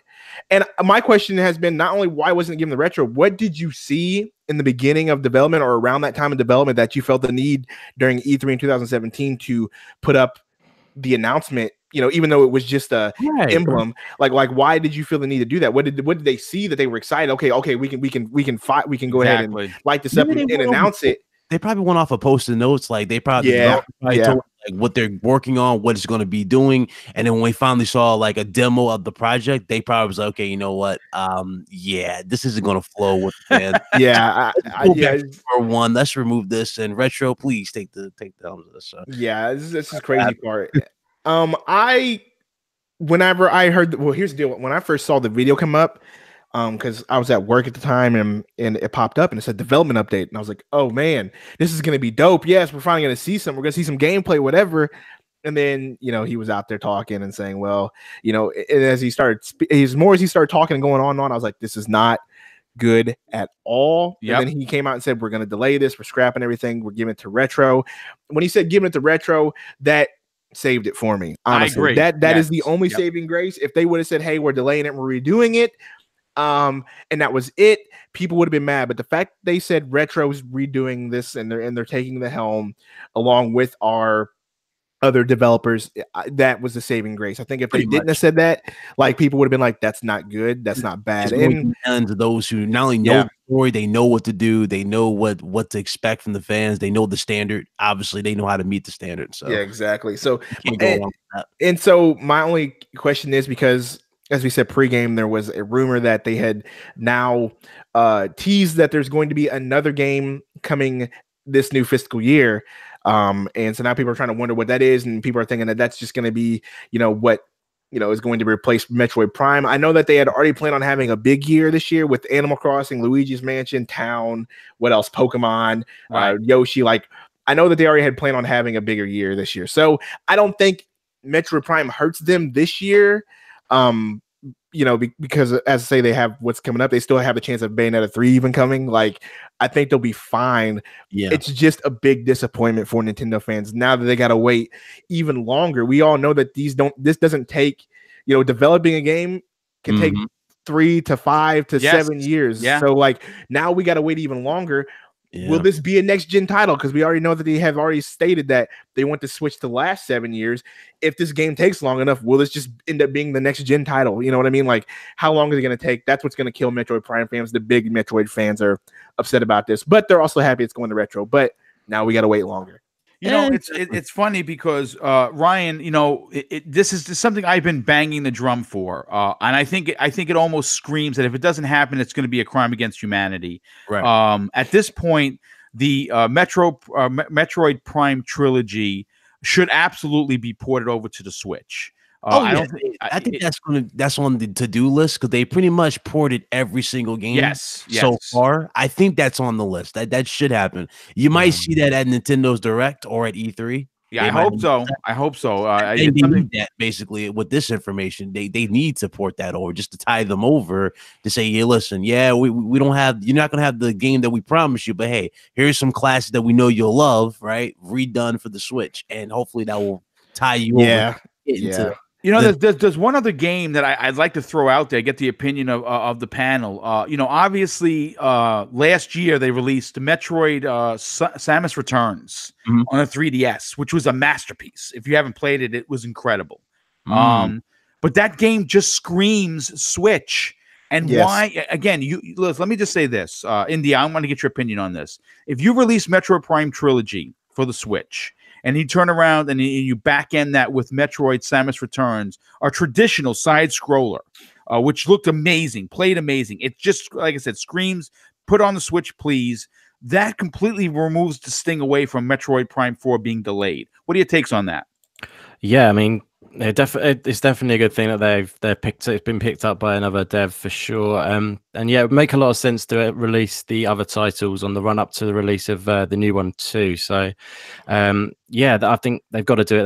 They've got to bring those back, get the interest up again. You know, the awareness of the new game, and then you know, when that comes to it. I mean, it's a bit of a shame it's been delayed and with all the kerfuffle of it, but I always say it's better to wait for something rather than rush something out. And you know, anything like that, I always say, you know, take your time you need. I always think with gaming, it's just when mixed messages are sent out by companies, that's like, going back to the Crackdown thing again, like that's when it becomes a bit, you know, iffy, when people are sending out messages like it's, you know, when to expect it and stuff. So I would say, just, you know, when you're sending out messages, keep it close, keep it to your chest, unless you know when you're going to have things ready. I think just play it like play more certainty with your release dates and stuff like that, rather than mixed messages. But yeah, like I say, development time is always a good thing if you give the game the time it needs. That's what I absolutely agree. If you don't have faith in the product, then just don't show it off. I agree. Yes, don't say anything. That's a great point. Listen, we are at the 2-hour mark, and it has been one hell of a show for many reasons. First and foremost, my panel. Everyone knocked it out of the park. You guys are all rock stars, in my opinion. I love all of your work. I appreciate you taking the time out of your day to hang out here. Once again, I have to tip my hat to the incredible chat. It was going so much that if I missed saying hello, I do apologize. I do one of my sticking points for me doing the channel is to actually say hello to everyone that comes in here. If I did miss you, I do greatly apologize for that. The chat was really on fire. Lots of good talk. No a-holes that I had to call out like I did yesterday that tried to come in and ruined it for everyone. So thank you for that. A big shout out to Lethal Papa and UK Dazarus, who, of course, the sheriffs in this chat that keep it friendly, keep it, you know, running smoothly. I do appreciate that. And of course, I have to thank the absolute ridiculous generosity of everyone who donated today. It is very, very humbling, if you will, that you enjoy the work that I do and you donate to the channel. I do spend at least 3 nights a week up to 1 a.m. writing these shows. And it's not because I feel obligated. It's just because I am a passionate gamer. I am also a completionist, if you will. And I when I make these shows, when I write these scripts, I think of what I would want to hear as a gamer. And I, of course, put the people that tune in, their time is very important to me. And I respect it, you know, a tremendous amount, because you could listen to someone else and you're taking the time to listen to this show and many of my other shows that I do. So I really cannot thank you enough for that. But you know what? Let's get everybody out of here. But you know what? It's not about me. It's about you. Ryan, I got to tell you, dude, you're well-versed. You speak extremely well. You have fantastic opinions. And I really enjoy your work on the shows that you do. Please tell everyone where they could follow you. And, of course, more importantly, watch and listen to your other work. Oh, yeah. Well, I appreciate the kind words. I really do. I want to first say thank you for letting me back on here. I enjoyed the first time, and I most certainly enjoyed this one. This was it's my pleasure, dude. Absolutely. Great show. It was nice meeting Clowns and Nintendo, and I think the Don as well. This person I'm talking to him. Yes. So, shout out to you guys. You guys can follow me on Twitter at Ryan the Professional, and of course on YouTube at the same name. I want to also announce that, yes, we'll be live at 5 p.m. Eastern for the RGT podcast. So nice. If you guys are interested, nice. We'll be live at 5 p.m. Eastern time. So I'll hopefully see you guys there if you guys are interested. But without further ado, hit that like button if you guys are leaving on your way out. Support Mr. Boom here, because he's definitely a well-spoken guy. And not only that, he's one of the nicest dudes in this community, for sure. I appreciate that very much. Like I said, this is how I am on the air, off the air, in uniform, out of uniform. I've always been a person that cares for people. Everybody matters to me. Everybody, male, female, anyone in between, black, white, blue, it doesn't matter. Race, creed, color, sexuality. Everyone matters to me, and I'm glad that comes through the airwaves. That makes me a very, very satisfied and proud content creator. That people understand that's where I'm coming from. Nintendo, listen, dude, I've been on your show. You've been on my show. You broke 1,000 subs. You're at, I think, when I checked this morning, 1,104. That is a big accomplishment. I'm very proud of you. You deserve it. You are a gentleman. You are a Nintendo fan, but more importantly, you're a gamer. Please tell everyone where they can follow you on Twitter, but more importantly, again, watch your incredible work from your channel on YouTube. Yes, sir. So you can find me on twitter.com/Nintendo Direct. It's all spelled there. No numbers or anything like that. YouTube the same way. Twitch as well. I stream on Twitch as well. And yeah, man, just on the YouTube channel, we do daily news shows. It's about 30 minutes, so it's not doesn't take much of your time. We talk about the daily topics and whatnot. And then I have sometimes I have giveaways. Sometimes I have other content creator interviews as well. And we talk a little bit of anime as well too. So it's a little mix of everything nerdy there. So just hop on by, hit the subscribe button, hit the bell icon so you know we go live. We go live every Monday through Thursday at 6:30 p.m. Eastern. Well, that's great. You put out a lot of content, and it's good. It's good content. It's not rubbish, and I think everyone appreciates that. Real quick before we get out of here, Andrew Schilt with another $2 super chat. Thank you so much. He says, "I love the show," and yes, dude, I honestly, I'm glad that you do it. Really, again, content creation is difficult. Some people do it super easy. Some people have a hard time doing it. The fact I'm able to put a product out that people like, it just really drives me to keep getting better. So thank you for that. Clowns, listen, dude, you are blowing up all over the place. You not only are one of the nicest people, you're one of the first content creators I met on Crossfire. You welcomed me with open arms. Your channel is fantastic. It's literally everywhere you could find podcasting. You launched a new show, which I was on episode 2, which I think is fantastic, which is Four Guys with Quarters Presents. Tell everyone about your channel and where they could follow you on Twitter, my friend. Yeah, thanks, Boom. You can follow us on Twitter at 4GWQ Podcast. And every Thursday between 5 and 5:30, we have a regular show. And then once a week, we do 4GWQ Presents, a variant podcast. And our next interview is going to be with Ruth, who's with Marvel and does coloring for Spider-Man and Deadpool. Nice, dude. That's a big get. Holy cow. I'm going to be tuning in for that. That's great. Yeah, that's a big get, dude. Thanks, man. Oh, well, listen, it's my pleasure. Once again, thank you for being here, Clowns. Every time I ask, Clowns answers the call from the boom signal. So thank you for that. And the indie gamer, last but certainly not least.